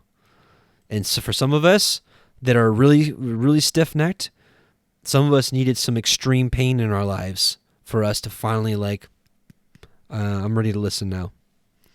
For thus saith Yahweh, your bruise is incurable, your wound is grievous. There is none to plead your cause, that you may be bound up. You have no healing medicines, right? Doesn't matter what you take. You are going to... It's not funny. All your lovers have forgotten you. They seek you not. For I have wounded you. This is Yahweh speaking. He's like, I have wounded you with the wound of an enemy, with the chastisement of a cruel one. Why? For the multitude of your iniquity, right? Of your lawlessness, your Torahlessness, because your sins were increased. Like, why cry? Why do you cry for your affliction? Your sorrow is incurable for the multitude of your iniquity, because your sins were increased. I have done these things unto you. Therefore, all they that devour you shall be devoured, right? And so now the tables are going to be turned, and all your adversaries, every one of them shall go into captivity, and they that spoil you shall be for a spoil, and they that prey upon you will I give for a prey. For I will restore health unto you. Those of you that are laid up in bed, those of you that have chronic pain, don't worry, you're going to get a garment unfading. For I will restore health unto you, and I will heal thee of thy wounds, saith Yahweh, because they called thee an outcast, saying, this is Zion, who no man seeks after. Now, let's go back really quickly to the very beginning of this broadcast, where we spoke about Isaiah 27. And it shall come to pass in that day, the great shofar shall be blown, and they shall come which were ready to perish in the land of Assyria, and the outcasts in the land of Egypt, and shall worship Yahweh in the holy mount of Jerusalem. So New Jerusalem, right? So the outcasts in the land of Egypt. So that's what we're talking right now. So because they called you an outcast, saying, this is Zion, who no man seeketh after. Thus saith Yahweh, behold, I will bring again the captivity of Jacob's tents, and have mercy on his dwelling places, and the city shall be builded upon her own heap, and the place shall remain after the manner thereof, right? So this is the city, New Jerusalem, shall be, it's actually already prepared and built, but it'll be come down on our own heap. This will be the, after that area out there is completely annihilated and destroyed, cleansed, if you will. Let's see. Here, let me skip down here, just to save time. 23. Jeremiah 30:23. Behold, the whirlwind of Yahweh goes with fury, a continuing whirlwind. It shall fall with pain upon the head of the wicked. We've seen this 3 times now, this whirlwind of fury. The fierce anger of Yahweh shall not return until he hath done it, and until he hath performed the intents of his heart. In the latter days ye shall consider it. Here we are, right? Jeremiah 6:10-24. To whom shall I speak and give warning that they may hear? Behold, their ear is uncircumcised, they cannot hearken. Behold, the word of Yahweh is unto them a reproach. They have no delight in it. And that is what's going on with the majority of those that say that they are believers in Messiah. Therefore, I am full of the fury of Yahweh. I am weary with holding in. I will pour it upon the children abroad, and upon the assembly of young men together. For even the husband with the wife shall be taken, the aged with him that is full of days, and their houses shall be turned unto others, with their fields and wives together. For I will stretch out my hand upon the inhabitants of the land, saith Yahweh. From the least of them unto the greatest of them, every one is given to covetousness, and from the prophet even to the priest, every one dealeth falsely. They have healed also the hurt of the daughter of my people slightly, saying, peace, peace, when there is no peace. Were they ashamed when they have committed abomination? Nay, they were not ashamed, neither could they blush. Therefore they shall fall among them that fall. At that time that I visit them, they shall be cast down, saith Yahweh. Here's one of my favorite verses. Thus saith Yahweh, stand you in the ways, and see, and ask for the old paths, where is the good way, and walk therein, and ye shall find rest for your souls. But they said, we will not walk therein. Also, I set watchmen over you, saying, hearken to the sound of the shofar. But they said, we will not hearken. Therefore Hear, ye nations, and know, O congregation, what is among them. Hear, O earth, behold, I will bring evil upon this people, even the fruit of their thoughts, because they have not hearkened unto my words, nor my Torah, but rejected it. Yep. Yeah, here we go. Okay, we'll just keep reading. To what purpose cometh there to me incense from Sheba, and the sweet cane from a far country? Your burnt offerings are not acceptable, nor your sacrifices sweet unto me. Therefore thus saith Yahweh, behold, I will lay stumbling blocks before this people, and the fathers and the sons together shall fall upon them. The neighbor and his friend shall perish. Thus saith Yahweh, behold, a people cometh from the north country, and a great nation shall be raised from the sides of the earth. Hello. They shall lay hold on bow and spear. They are cruel and have no mercy. Their voice roareth like the sea. They ride upon horses, white ones, set in array as men for war against thee, O daughter of Zion. We have heard the fame thereof. Our hands wax feeble. Anguish hath taken hold of us, and pain as of a woman in travail. There it is again. Exodus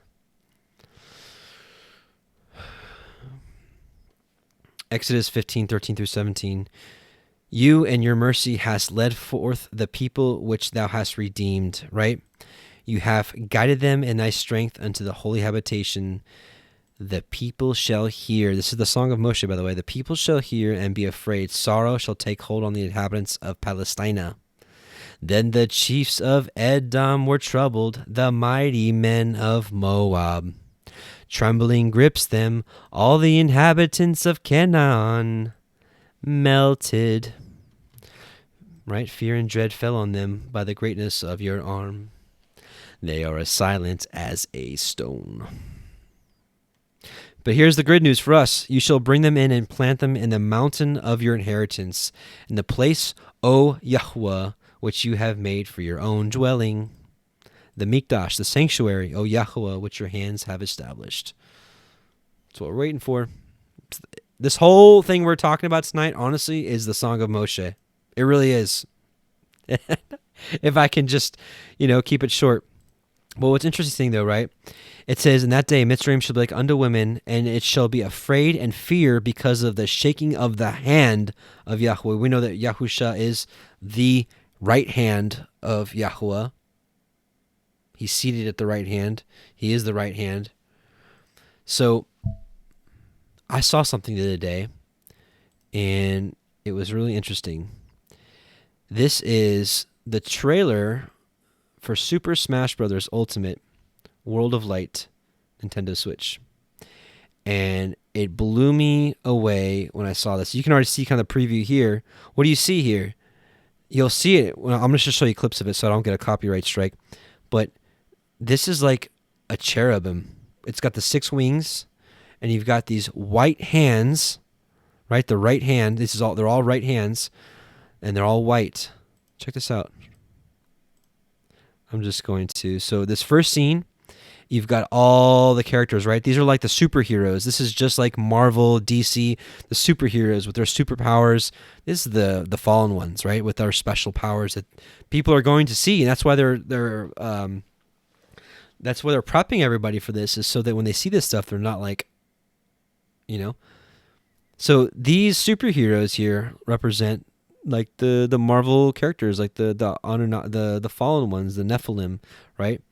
And look, they're all gathered together, right? This is the one world. Everybody's putting all their differences aside because these are all enemies, right? They're all enemies of each other, but they're putting it aside to be together and to fight together. And so here we go. Here it is. So this is like a winged cherubim, right? With the 6 wings. If you could see it in motion, I don't want to get a copyright strike. But here, right there, right here.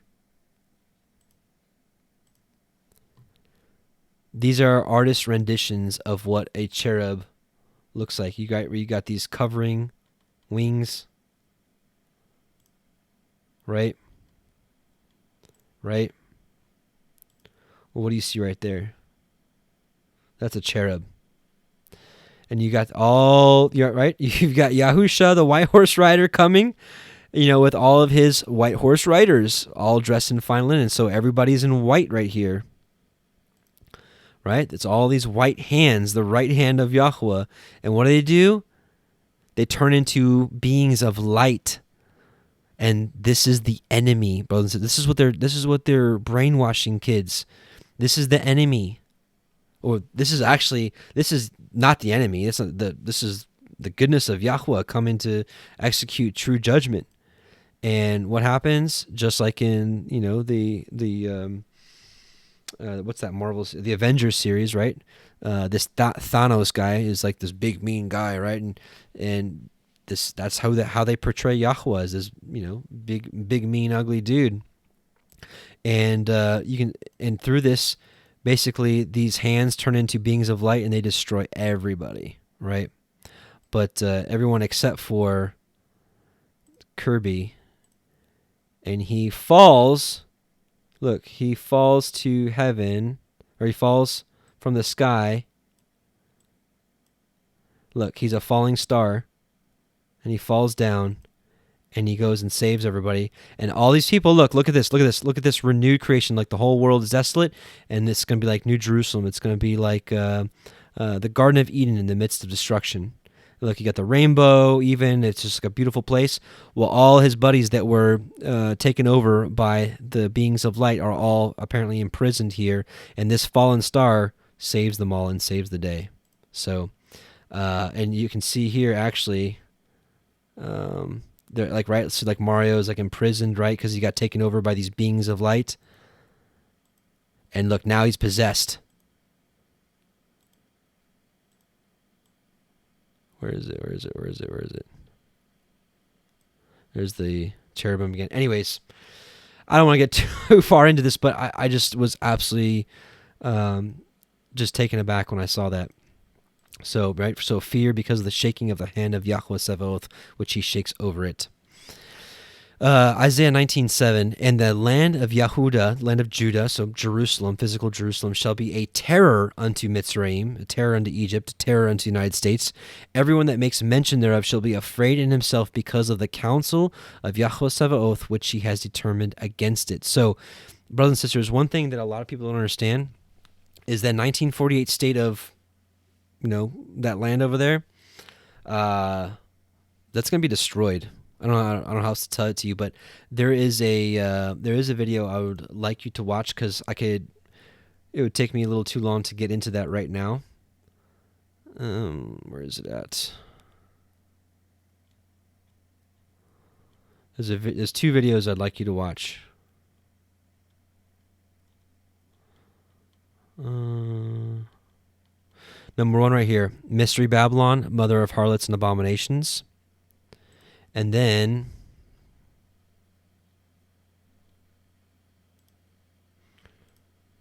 right here, Ezekiel 36, End Times Israel Prophecy. Please watch this. And I show you with the scriptures what's going to happen to that land over there and why. So this is that day where Mystery Babylon is destroyed. Revelation 18, 1 through 20. And after these things I saw another angel come down from heaven, having great power, and the earth was lighted with his glory. And he cried mightily with a strong voice, saying, Babylon, the great is fallen, and is become the habitation of devils, and the hold of every foul spirit, and the cage of every unclean and hateful bird. For all nations have drunk of the wine of the wrath of her fornication, and the kings of the earth have committed fornication with her, and the merchants of the earth are waxed rich through the abundance of her delicacies. Now, what is the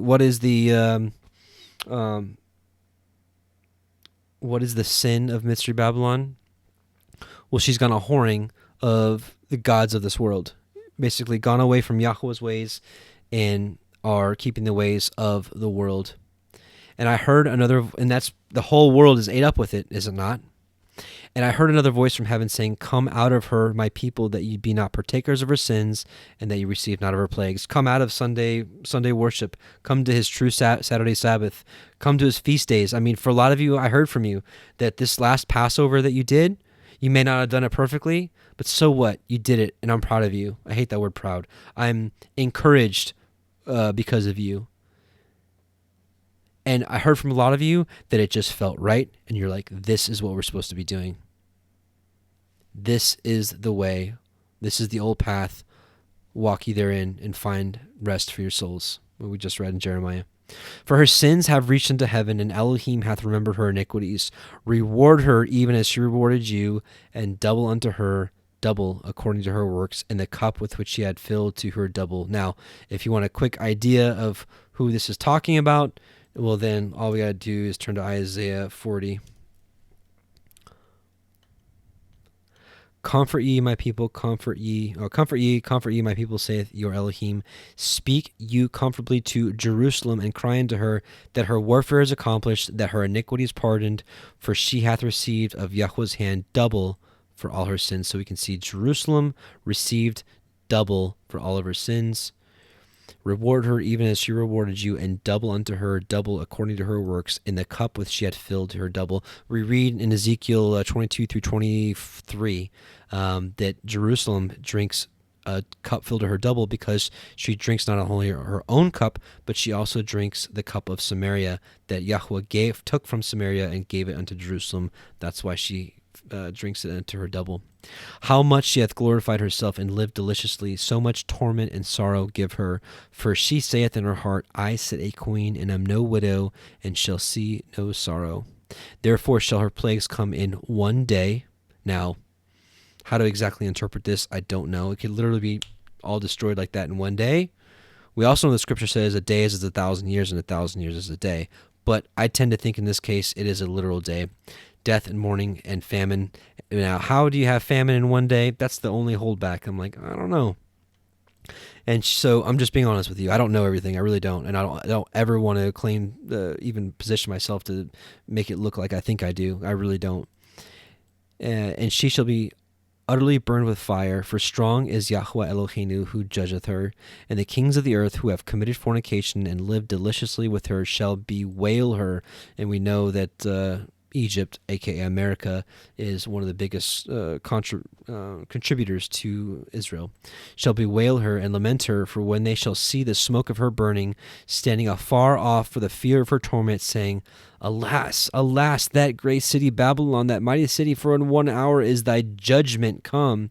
And the merchants of the earth shall weep and mourn over her, for no man buyeth their merchandise any more, the merchandise of gold and silver and precious stones. Now listen, what I'm about to read to you here, these are all the vessels, basically the description of what was included in the temple. You know, like the temple that was erected for Israel, or for Yahweh. This is what was in there: gold, silver, precious stones, pearls, fine linen, purple, silk, scarlet, all tine wood, and manner of vessels of ivory, and manner of vessels of most precious wood, and of brass, and iron, and marble, and cinnamon, and odors, and ointments, and frankincense, and wine, and oil, and fine flour, and wheat, and beasts, and sheep, and horses, and chariots, and slave, and souls of men. If you go through Chronicles, I think it's First and Second Chronicles, you'll see that when Solomon built the temple, all this stuff was in it. And the fruits that thy soul lusted after are departed from thee, and all things which are dainty and goodly are departed from you, and you shalt find them no more at all. And let's see here. Verse 19, and they cast dust on their heads and cried, weeping and wailing, saying, Alas, alas, that great city, right? So this great city, one more just identifier real quickly. That great city, remember, great city. Revelation 11:8. This is talking about the two witnesses, and their dead bodies shall lie in the streets of the great city, which spiritually is called Sodom and Egypt, which this is what Isaiah called Jerusalem, Sodom and Egypt in Isaiah chapter 1. But where also our Adonai was crucified, where was Messiah Yahusha crucified? In Jerusalem. Wherein were made rich all that had ships in the sea by reason of her costliness, for in 1 hour she is made desolate. Rejoice over her, you heaven, and ye holy apostles and prophets, for Elohim hath avenged you on her. So where were most of the prophets and the apostles killed? Jerusalem. Now, when all this goes down, this is Psalm 41-3. I waited patiently for Yahweh, and he inclined unto me and heard my cry. He brought me up also out of an horrible pit, out of the miry clay, and set my feet upon a rock, and established my goings. and he hath put a new song in my mouth, even praise unto our Elohim. Many shall see it and fear, and shall trust in Yahweh. When all these things start going down, many shall see it and fear. Okay. Let's go. Let's see. So again, what did we just read? So the land of Yehuda, Judah, Jerusalem, shall be a terror unto Egypt, shall be a terror unto Americans. Everyone that makes mention thereof shall be afraid in himself because of the counsel of Yahweh Sabaoth, which he has determined against it. So he's determined his judgment against Jerusalem. And when that area is melted, remember the Song of Moshe, of Canaan, melted. That area is going to get melted. People are going to be so confused because modern day dispensational theology teaches that is the fulfillment of everything we've been talking about tonight with the regathering and all the prophecies about New Jerusalem. And they all believe that that's happened right now. And that's why everybody's paying homage to this place.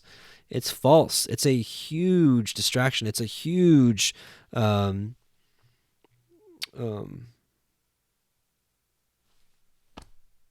a huge falsity. That's not the word I was looking for, but yeah. So people are going to, right, it's going to be a terror unto America when they see that place burning, because they're not going to understand. They're like, wait, I thought, Jerusalem shall, once it's reestablished, shall never be, shall be in peace. It's because all those prophecies about Jerusalem being in peace and anybody that burdens himself with it shall be cut off. That's because it's talking about New Jerusalem.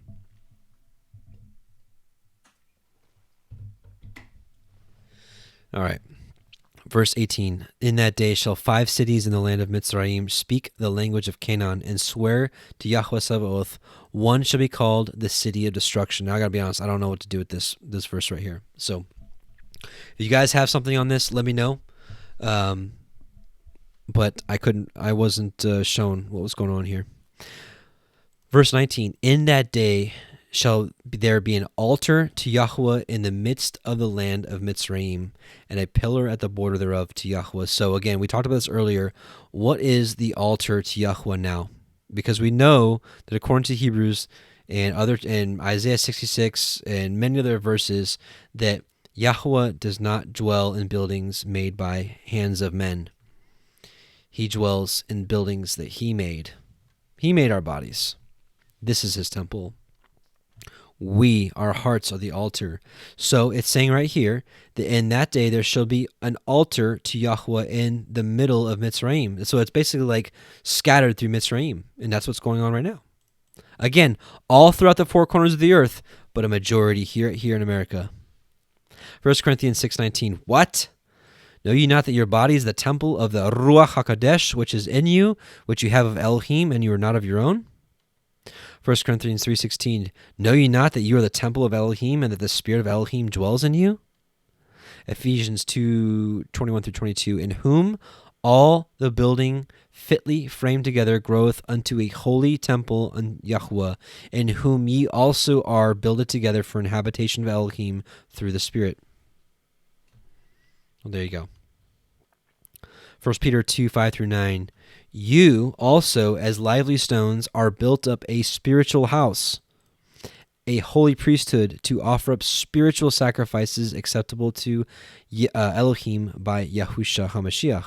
Wherefore also it is contained in the scripture, behold, I lay in Sion a chief cornerstone, elect and precious. He that believeth on him shall not be confounded.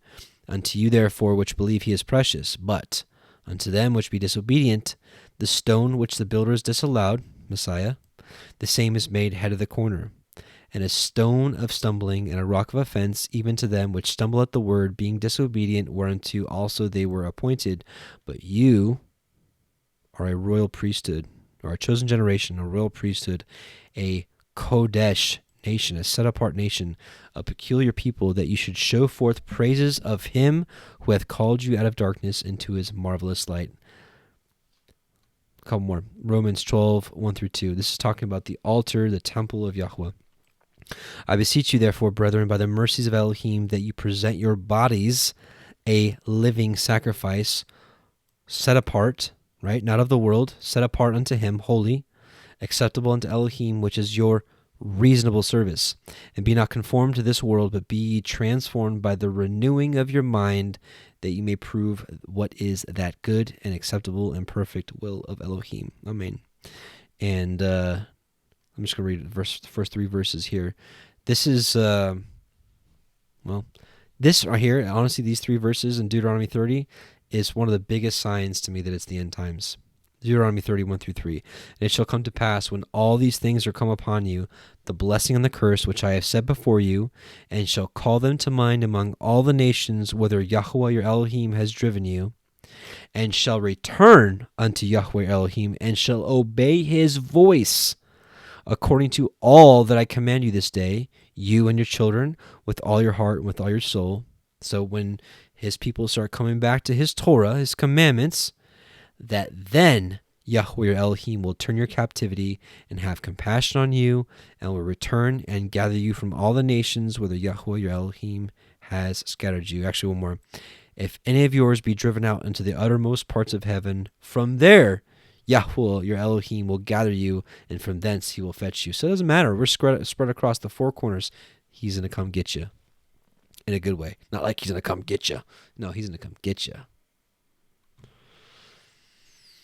All right, Isaiah 19:20. And it shall be for a sign. So this is the altar. This is like his temple, his altar, his pillar set up for him, which is us.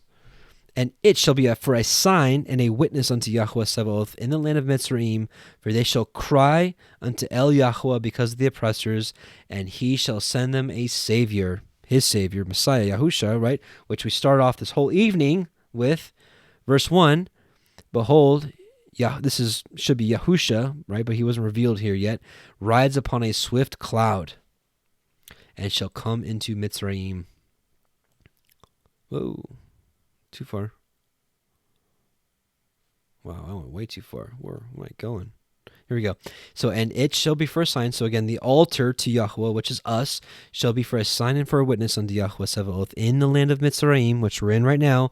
For they shall cry unto El Yahweh because of the oppressors, and he shall send them, Messiah Yahusha, a great one. It says, it really should be Messiah Yahusha, a mighty one, right? So he'll come with, he came first as the lamb. He's going to come back as the lion.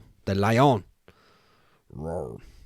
And a great one, and he shall deliver them. Amen. Amen. So he's coming back with fierceness.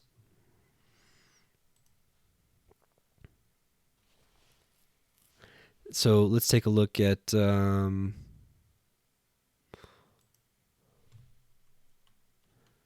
got a lot here. That's a couple of things here and there. Okay. Isaiah 51:7-14. Hearken unto me, you that know righteousness. Well, it says Torah. The people in whose heart is my Torah. Oh, there it is. Fear you not the reproach of men, neither be afraid of their revilings. And this is like, honestly, this is probably the most important verse we've read all night, because with everything that's going on around us, they're like tightening their grip, right? Slowly by slowly, week after week, everything. There are new laws, new things. I went to Aldi today and I couldn't stay because they only let a few people in, and you had to wait until somebody leaves, and so I couldn't get my whatever. So what? I can afford to lose a few pounds. So what, right? No, but in all seriousness, no matter what's happening out there, memorize this verse. Think about this verse.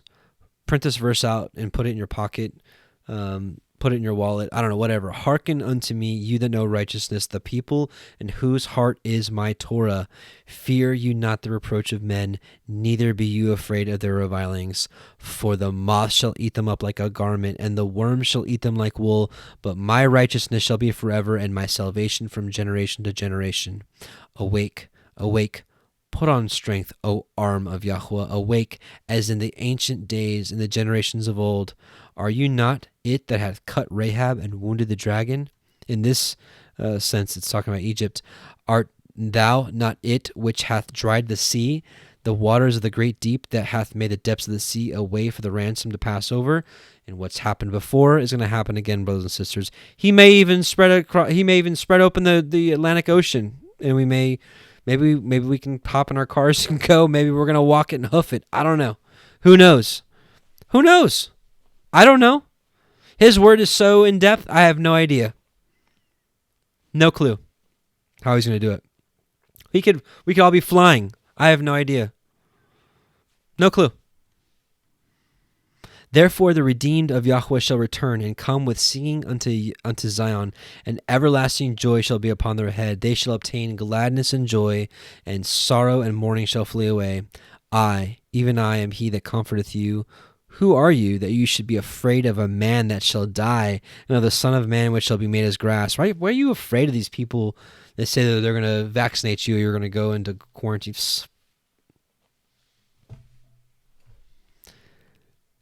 Remember when Peter and Paul and all them were thrown into prison? What did they do? They sang. They were happy because they were suffering for the word's sake. So what? And forgettest Yahweh thy Maker, and hast stretched forth the heavens, and laid the foundations of the earth, and hast feared continually every day because of the fear of the oppressor, as if he were ready to destroy? And where is the fury of the oppressor? The captive exile hasteneth that he may be loosed, and that he should not die in the pit, nor that his bread shall fail. Let's talk about the captive exile. Right? We are the captive exile. We're exiles. We're exiled from our land right now. We're not in the land of our inheritance. We're held captive, right?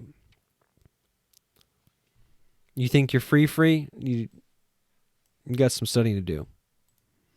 Freedom is walking out his Torah fully. Fully. Psalm 102, 13 through 21. You shall arise and have pity upon Zion, for the time to favor her, yea, the set time has come. This is the time. This is the time when she comes down, and we come together with her. For thy servants take pleasure in her stones. Remember we just read earlier in Peter that we are lively stones built up a spiritual house. For thy servants shall take pleasure in her stones, and favor the dust thereof. So the heathen shall fear the name of Yahweh, and all the kings of the earth thy glory. When Yahweh shall build up Zion, he shall appear in his glory. He will regard the prayer of the destitute, and not despise their prayer. This shall be written for the generation to come, and the people that shall be created shall praise Yahweh. And as per Deuteronomy 31 through 3, I believe that we are that generation, point blank. For he hath looked down from the height of his sanctuary. From heaven did Yahweh behold the earth, to hear the groaning of the prisoner, to loose those that are appointed to death. We're going to be loosed from that. It is appointed for every man to die. Well, guess what? Paul said, I know a mystery. We shall not all sleep, but we shall all be raised. To declare the name of Yahweh in Zion, and praise in Jerusalem. Daniel 12:1. At that time shall Michael stand up, the great prince, which standeth for the children of thy people, and there shall be a time of trouble, such as never was since there was a nation, even to that same time. And at that time thy people shall be delivered, every one that shall be found written in the book. So when all these things start going down, there is going to be a people that is delivered. Daniel 7:10, a fiery stream issued and came forth from before him. Thousands ministered unto him. And so this is the ministering angels, and 10,000 times 10,000 stood before him. Stood before him.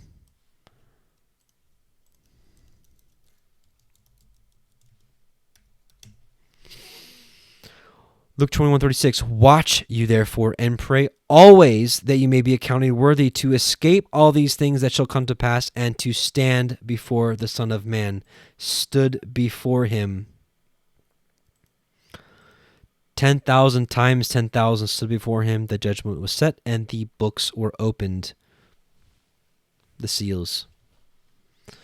Revelation 7:1-14, and I said unto him, Sir, thou knowest. And he said unto me, These are they which came out of great tribulation, and have washed their robes, and have made them white in the blood of the Lamb. Malachi 3:16-17, Then they that feared Yahweh spoke often one to another. Interesting, in this internet age, we're doing that right now. And Yahweh hearkened and heard it, and a book of remembrance was written before him for them that feared Yahweh, and that thought upon his name.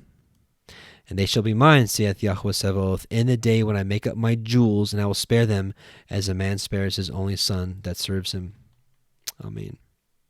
Amen, amen. in what we read this earlier, we saw here in 2 Esdras, this is 2 Esdras 6, and we're just going to read 25 and 26. And it shall be that whoever remains after all that I have foretold you shall himself be saved and shall see my salvation and the end of my world. So this is group 1. We'll see group 2. And they, so group 1, they shall see the men, group 2, who were taken up, who from their birth have not tasted death. There it is again. And Yahweh shall be known to Mitzrayim. This is Isaiah 19:21. And Yahweh shall be known to Mitzrayim, and the Mitzrayim shall know Yahweh in that day, and shall do sacrifice and oblation. Yea, they shall vow a vow unto Yahweh and perform it. So this is, I believe, is that this group right here. So this is Enoch chapter 50. Those of you that are frequent, you probably memorized this chapter by now. I read it so much. And in those days a change shall take place for the holy and the elect, and the light of day shall abide upon them, and glory and honor shall turn to the holy. On the day of affliction, this is the day of Yahweh, which evil shall have been treasured up against the sinners, and the righteous, which I believe this is the wise virgin, shall be victorious in the name of Yahweh Sabaoth, and he will cause the others, so this is group 1, will be victorious, and he will cause the others, group 2, to witness this event of what happens when they're glorified, taken, and put into safety, and he will cause the others to witness this event, that they may repent and forego the works of their hands. So that's what I believe right here. It's the others shall know Yahweh in that day. When they see all these things go down, they're like, oh, we get it now. We get what Lynette Moody was talking about. We get what David Shearer was talking about. We get what Justin Best was talking about now. We rejected it because we thought that they were Judaizers and putting themselves back into bondage. Right? We get what Karen Marie was saying now. We get it now. What JJ Youngblood was saying. What Moki Girl was saying. What Windfeather was saying. What Psalm 91 was saying. What Joanne Schultz was saying. We get it now. We get what Sister Camilla was saying. We know what we missed. That's why you guys are shouting it from the rooftop about denying self, escaping the pollutions of this world, escaping Mystery Babylon, escaping her ways and the world's ways, and coming back to Yahweh and hearkening to the voice like it hasn't been done in probably 1800 years. And that's the promise of Deuteronomy 1-3 that we just read earlier. That is your end times generation that wakes up and is protected and is gathered.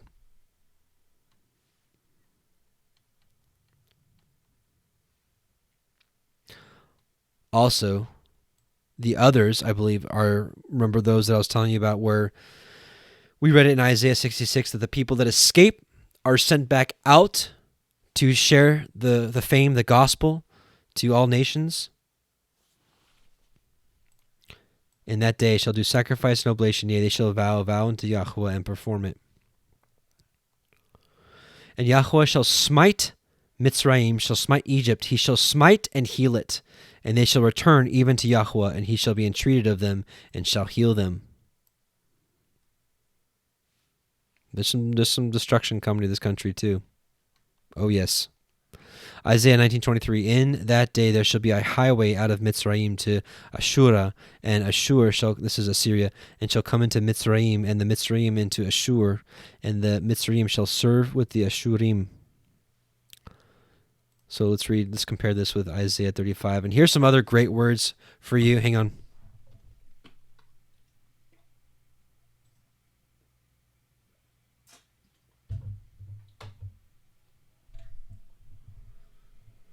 That's right. Bowman 82 says, we must warn, being the watchman. So true.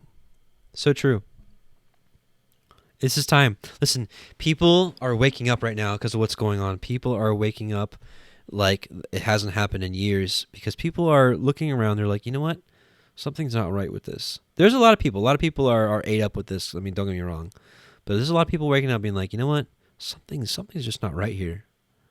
And so they're ready. They're ready to hear the great news. Believing is seeing. Yahweh is so good to us. You know what? You've been around for a while, and you have always shown good fruits. Here you are.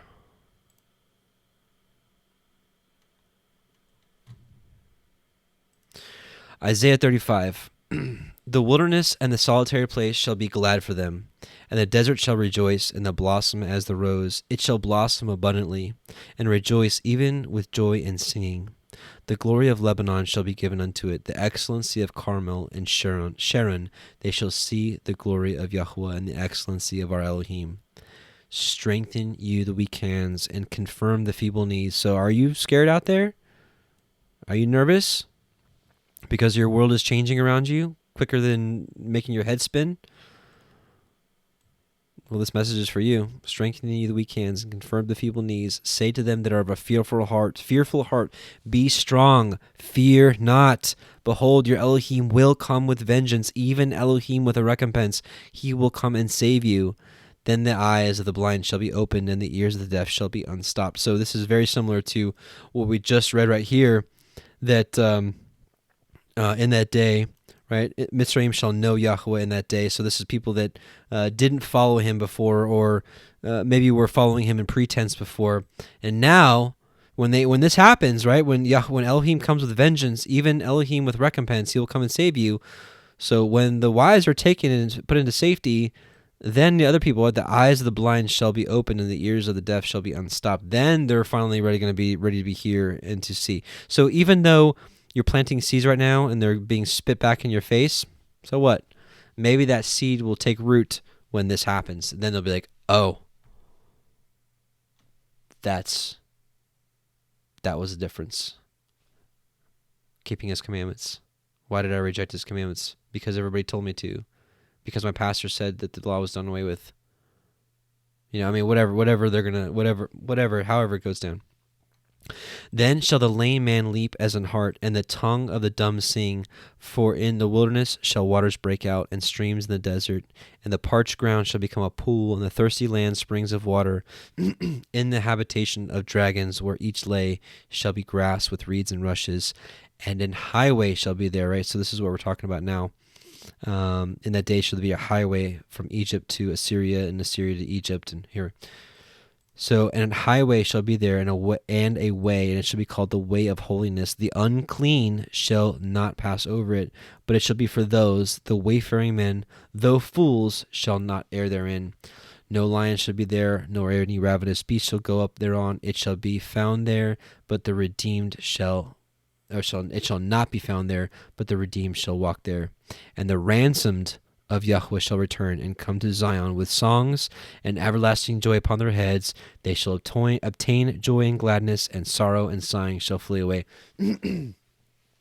Right? I gotta tell you, I think I'm gonna be singing the song of Moshe, right? I sing to Yahweh, for he is highly exalted.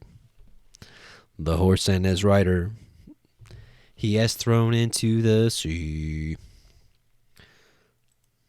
Don't worry, we'll sing it. We're going to sing it a little bit later on. We're almost done, actually. Okay, so 2 more verses. 19:24. In that day, Yashrael, so Israel, shall be the third with Mitzrayim and with Assyria, even a blessing in the midst of the land. So what is this saying? So Israel, a third, Egypt, a third, and Assyria, a third. What is this alluding to? Well, in my opinion, it's alluding to this. You've got Egypt, a third, Israel, a third, Syria, a third. So like you've got it kind of split. So this is the promised land, right? It's more like a kind of a square, right? So what I believe is this is it's a little short, but it's very close to the dimensions of New Jerusalem. So I believe New Jerusalem is going to set right down and perch on here, right? So you can see Egypt, Israel, Syria. So 1, 2, 3 thirds. It's almost like split in thirds. So I believe that this is alluding to when New Jerusalem is set down. In that day, Yashrael should be a third with Mitzrayim and with Ashur, even a blessing in the midst of the land, whom Yahweh Sabaoth shall bless, saying, Blessed be Mitzrayim. So blessed be Egypt, my people, and Assyria, the work of my hands, and Yashrael, my inheritance. So, with that, let's end it with the very same verse that we started with, Isaiah 27:13. And it shall come to pass in that day that the great shofar shall be blown, and they shall come which were ready to perish in the land of Assyria, and the outcasts in the land of Egypt shall worship Yahweh in the holy mount of Jerusalem. Well, there you go. Everything we're waiting for, brothers and sisters. So I pray that maybe you learned something in this study.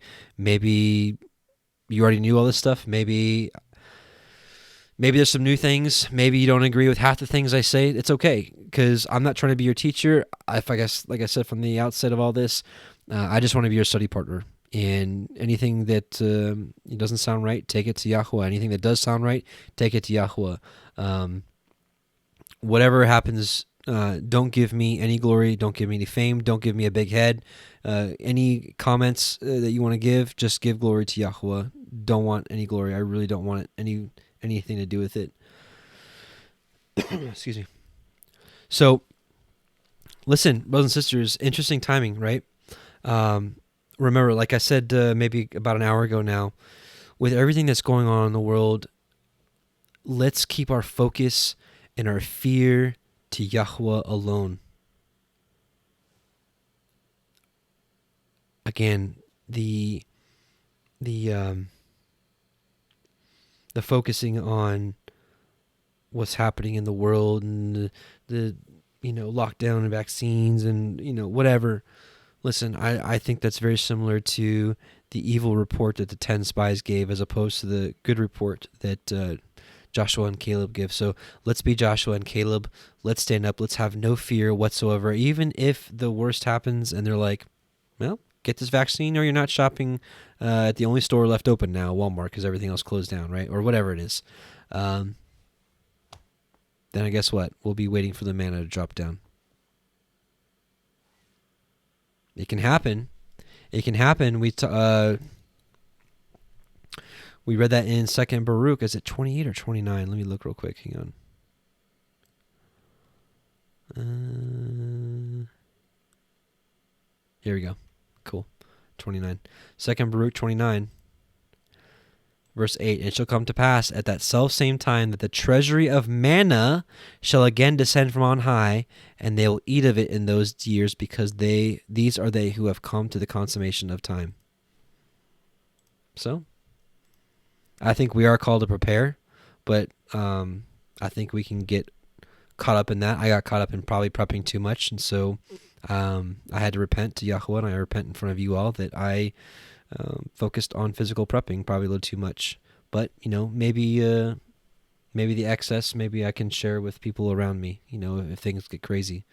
But at the end of the day, Yahweh is our hope. Yahweh is our deliverer. He's our salvation. He's our redeemer. He's everything. So let's focus on him. This is our time, right? This is our time to shine. Abraham had his time, Isaac had his time, Jacob had his time, Joseph had his time. Well, the other brothers did, of course, as well. Moses had his time, Aaron had his time, Ezra had his time, David had his time.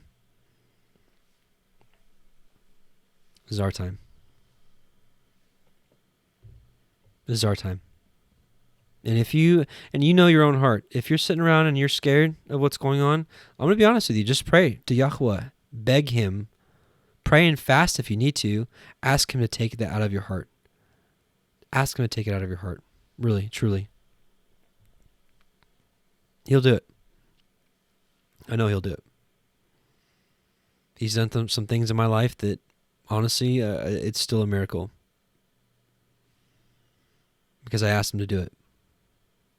And I guess it was according to his will, because we know that he'll answer any prayer that's according to his will. So, this is our time. That's right, Habakkuk Rising. It is our time. How are we going to act? Are we going to be bitter and complainers like in the wilderness, like the 40 years in the wilderness? Or are we going to use that as an example and not be like them? That's right, Kurt Manafort. Can't fake the funk. You can't do it. Can't do it. Now with YHWH, he knows exactly what you're feeling. So again, I hope your Pesach, your Passover was amazing. I gotta tell you, it was amazing night, an amazing night, and it is interesting. We're very close to first fruits, which, by the way, we're not. There's no Torah portion tonight. During the week of Passover is like the 1 week break where you take a break from the Torah portion because you're supposed to be reading Exodus 12 and 13 again for Pesach. But let me just show you guys a couple announcements of what's going on here in the next couple days. Hang on.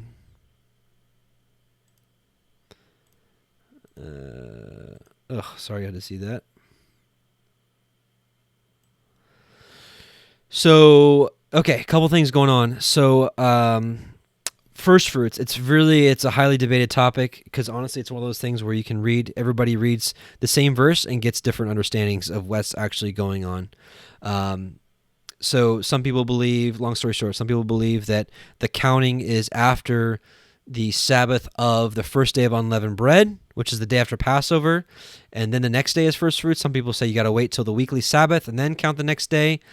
So it's kind of, you can kind of go either way. I tend to think that it's kind of, closer to the day after unleavened bread because, Yahusha is the first fruits. He fulfilled first fruits when he rose. So it should be within 3 days of being crucified.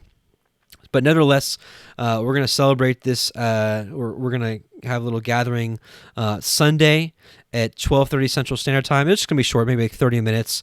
I just want to go over some of the stuff about first fruits, some of the prophetic shadows and types, and how Yahusha actually fulfilled it.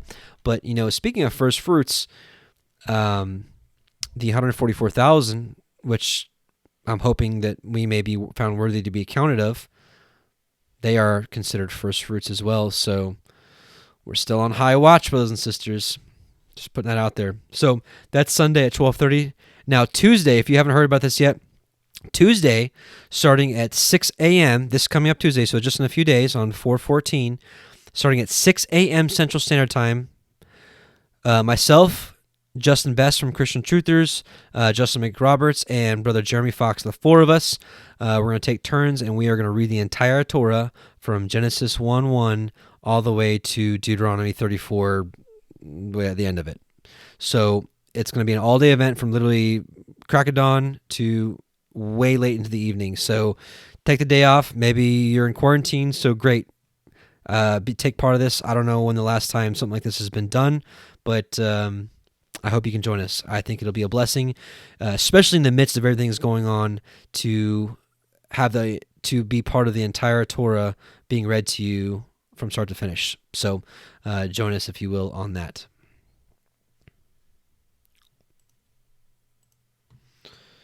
And let's see, what else did I want to talk about?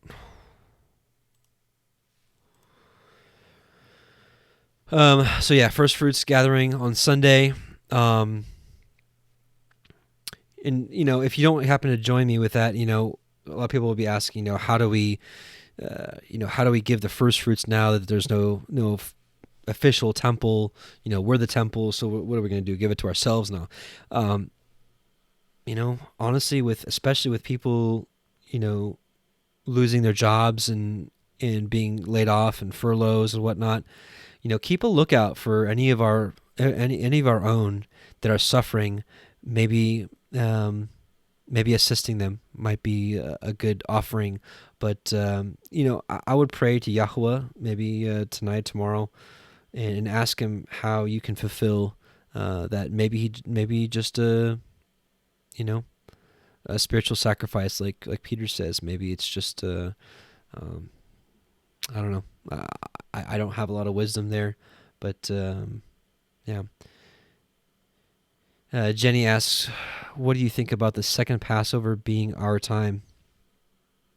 Listen, it, there's yeah, Steve Mutri actually has a really good teaching on that. TorahFamily.org has a really good teaching on that. I'm open to that. I'm open to Passover being our time. I'm open to first fruits being our time. I really am. Yeah.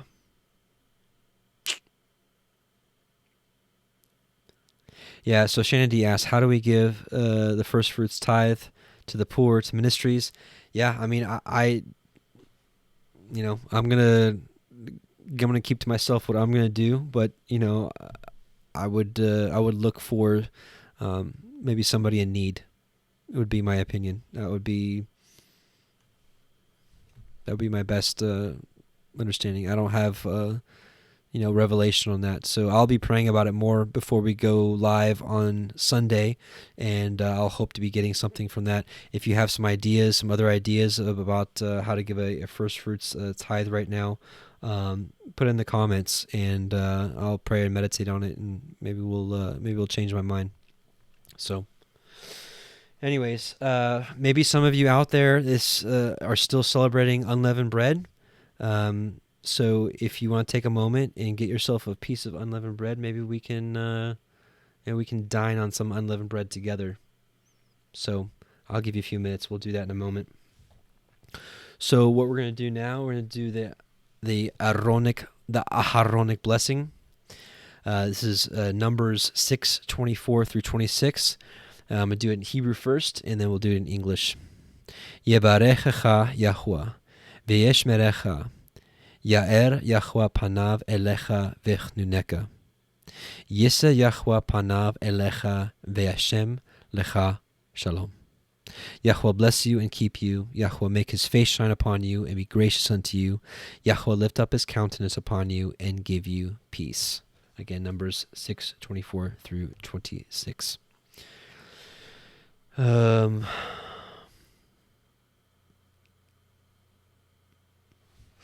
Juka, you said, please read my comment. Man, you should do a book of Hebrew study after the Revelation study. I was reading it today and it was mind-blowing. Okay, I'll consider it. Actually, what I was going to do, after we're done with Revelation, what I was going to do was go through the Gospels one by one, and it's going to take us a couple months to do it. But now that we know, the reason we spent so much time in the Old Testament, the Apocrypha, which I hate even naming it that.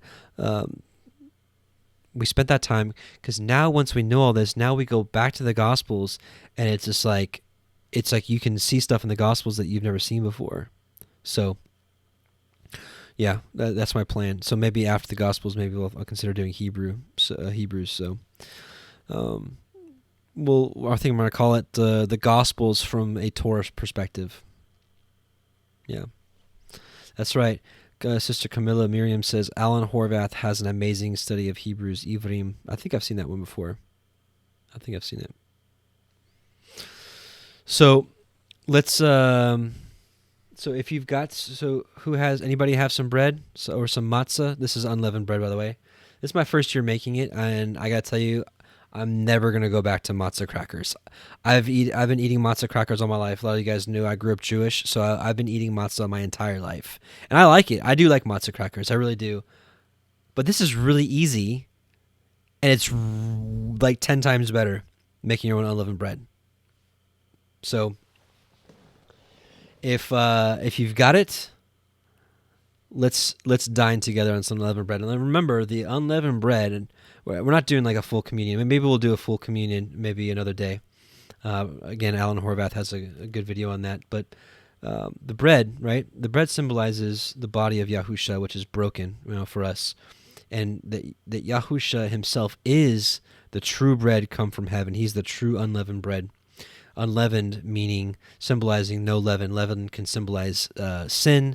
Leaven can also symbolize doctrines of men, and we know Yahusha came with no sin and no doctrines of men. So anyways, I'm going to take a bite of mine, and if you'd like to take a bite of yours, so maybe we can partake of the symbolic body of Messiah, right? We're not Catholic priests turning this literally into the body of Messiah. Okay, we're not doing that, but we're doing this in remembrance of him. And if you'd like to participate, well, here we go. And I'm going to turn my mic so you don't hear me chewing, so you're not going to be like,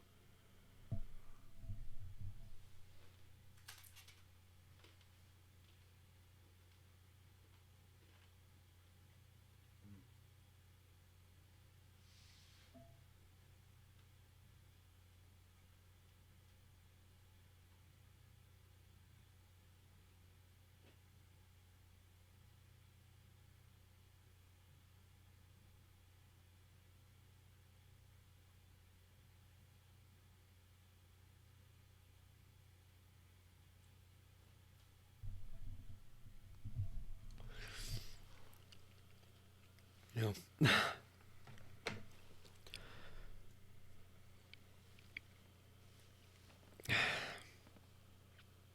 You guys ever like just sit around and think about literally, what Yahusha went through for us? When he says that this is his body, right? Broken for us. And it really was. He was, it said he was marred beyond recognition. And he did that for us. The just for the unjust, right?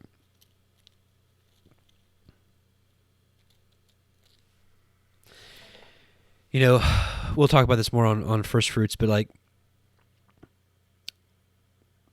he is the first fruits. This is such a good time, brothers and sisters, to be preaching Messiah Yahusha and him risen, because people want the truth. Some people don't. A lot of people don't want the truth, but people are waking up to wanting the truth. One more bite, okay? One more bite.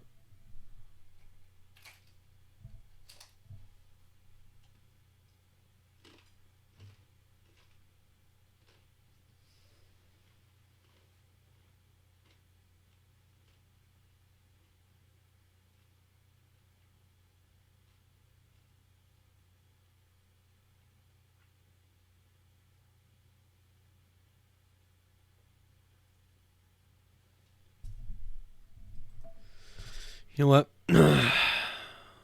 Let's read Psalm 22 in honor of Yahusha and what he did for us.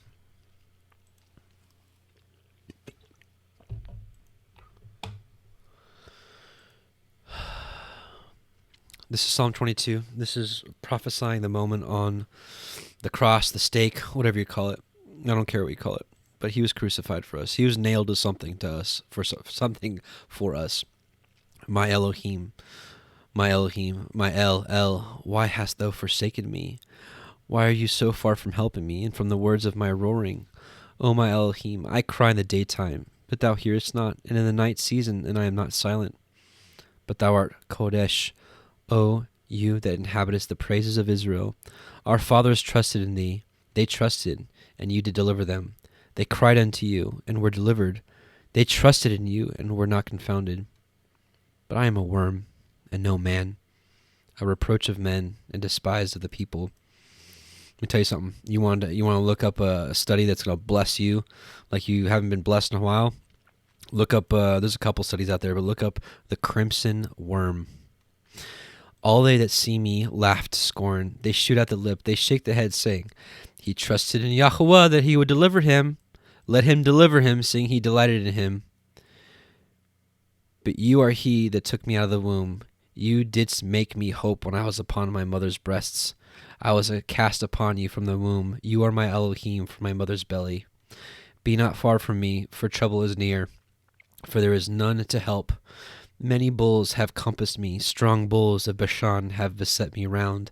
They gaped upon me with their mouths as ravening and roaring lion. I am poured out like water, and all my bones are out of joint. My heart is like wax, and is melted in the midst of my bowels. My strength is dried up like a potsherd, and my tongue cleaveth to my jaws. And you have brought me into the dust of death. For dogs have compassed me, The assembly of the wicked have enclosed me. They pierced my hands and my feet. I may tell all my bones. They look and stare upon me. They part my garments among them, and cast lots upon my vesture. But be not far from me, O Yahweh, my strength. Haste thee to help me. Deliver my soul from the sword, my darling from the power of the dog. Save me from the lion's mouth. For thou hast heard me from the horns of the unicorns. I will declare thy name unto my brethren. In the midst of the congregation will I praise thee. Ye that fear Yahweh, praise him. All ye the seed of Yaakov, glorify him and fear him. All ye the seed of Yisrael, for he hath not despised nor abhorred the affliction of the afflicted, neither hath he hid his face from him. But when he cried unto him, he heard. My praise shall be of thee in the great congregation. I will pay my vows before them that fear him. The meek shall eat and be satisfied. They shall praise Yahweh that seek him. Your heart shall live forever. All the ends of the world shall remember and turn unto Yahweh, and all the kindreds of the nations shall worship before you. For the kingdom is Yahweh's, and he is the governor among the nations. All that be fat upon the earth shall eat and worship. All they that go down to the dust shall bow before him, and none can keep alive his own soul. A seed shall serve him, and it shall be accounted to Yahweh for a generation. They shall come and declare his righteousness unto a people that shall be born, that he hath done this. So, praise be to Yahuwah. Praise be to Yahusha, our true bread from heaven. One more bite, and then we're going to do the Song of Moshe. We'll do a prayer, and then the Song of Moshe, and we'll end this tonight.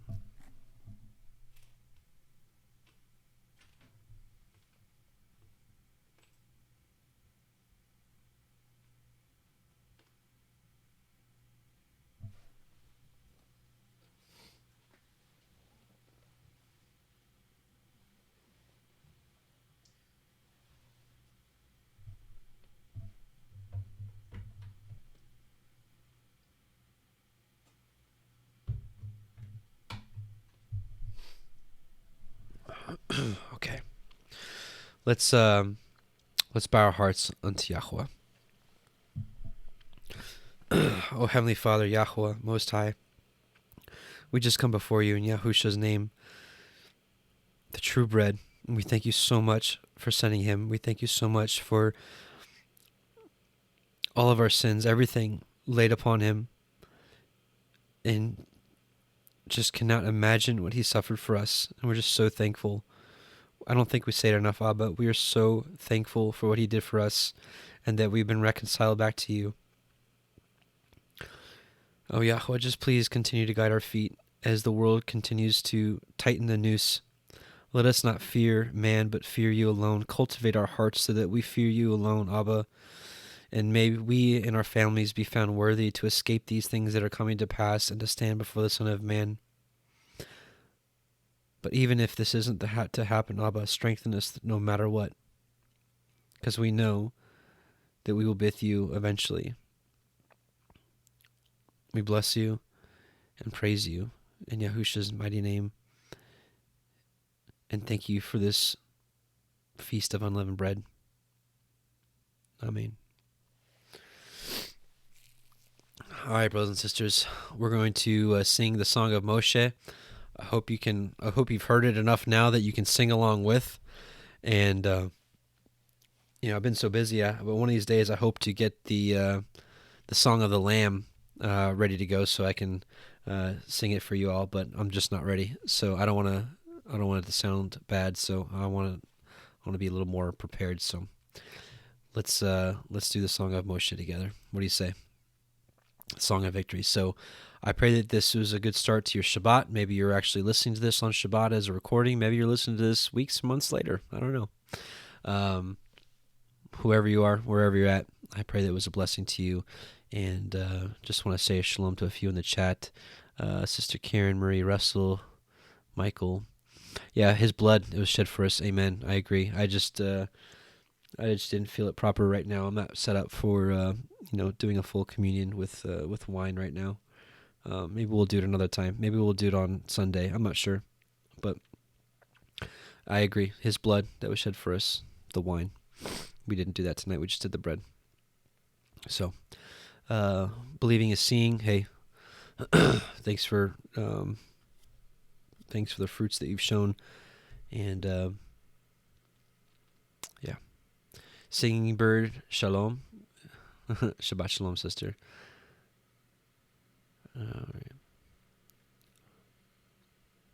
Sister Camilla, Stephanie Crow, yeah, Jackson, Josh Patzik, love you too, bro. Deborah Rose Fistner, Ron Everett, Windfeather, Amy Emerson 73, Crypto Homegirl, Deborah Fagan, good to see you, sister. Welcome back. She's always here. Kurt Vandeford, Yah is our bread. What's going on, bro? You're always here too. Welcome back, brother. Sister Betty Demers, it's so good to see you. I haven't seen you in a while. It's good to see you. How's the squirrel report going? Robin Peterson, Martin Lecomte. Yeah. Anyways. All right, brothers and sisters. I'm going to be singing the song of Moshe. I hope you sing along with me. And I'll see y'all next week. We'll continue with our Revelation study, and we'll be finishing up the chapter 6 next week, and then we'll be moving on to chapter 7, which I've been waiting for a long time. So, yeah. Also, again, don't forget the full Torah reading on Tuesday, starting at 6 a.m. Central, and of course, also Sunday we'll be doing our little first fruits gathering at 12:30 p.m. Central Standard Time. So mark your calendars. Don't mark your calendars. It's up to you. Either way, the Song of Moshe is coming at you. Shabbat Shalom. I hope you enjoy your Shabbat. We got a lot of Shabbats this week. I've had a couple of Shabbats. I'm really liking it. So, Song of Moshe.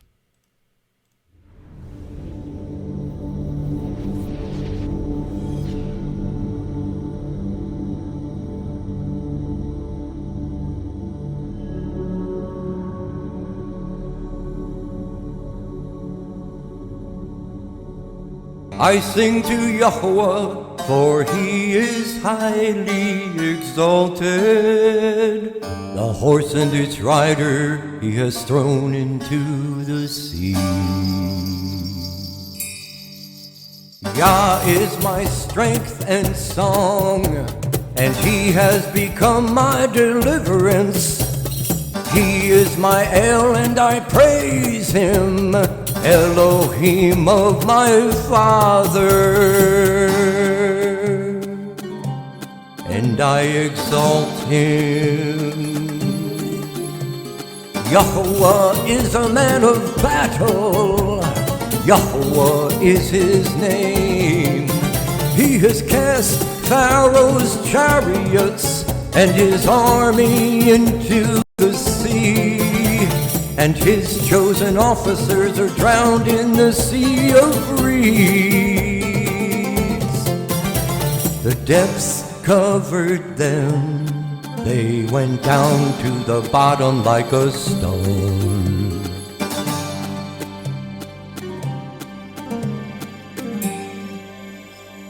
Your right hand, O Yahuwah, has become great in power. Your right hand, O Yahuwah, has crushed the enemy. And in the greatness of your excellence, you pulled down those who rose up against you. You sent forth your wrath, it consumed them like stubble. And with the wind of your nostrils, the waters were heaped up. The floods stood like a wall, the depths became stiff in the heart of the sea. The enemy said, I pursue, I overtake, I divide the spoil, my being is satisfied on them. I draw out my sword, my hand destroys them. You blew with your wind, the sea covered them. They sank like lead in the mighty waters. Who is like you, O Yahuwah, among the mighty ones? Who is like you, great in Kodeshah, awesome in praises, working wonders? You stretched out your right hand, the earth swallowed them. In your kindness you led the people whom you have redeemed. In your strength you guided them to your Kodesh dwelling. Peoples heard, they trembled, anguish gripped the inhabitants of Pelasheth. Then the chiefs of Edom were troubled, the mighty men of Moab. Trembling grips them, all the inhabitants of Canaan melted. Fear and dread fell on them by the greatness of your arm. They are as silent as a stone.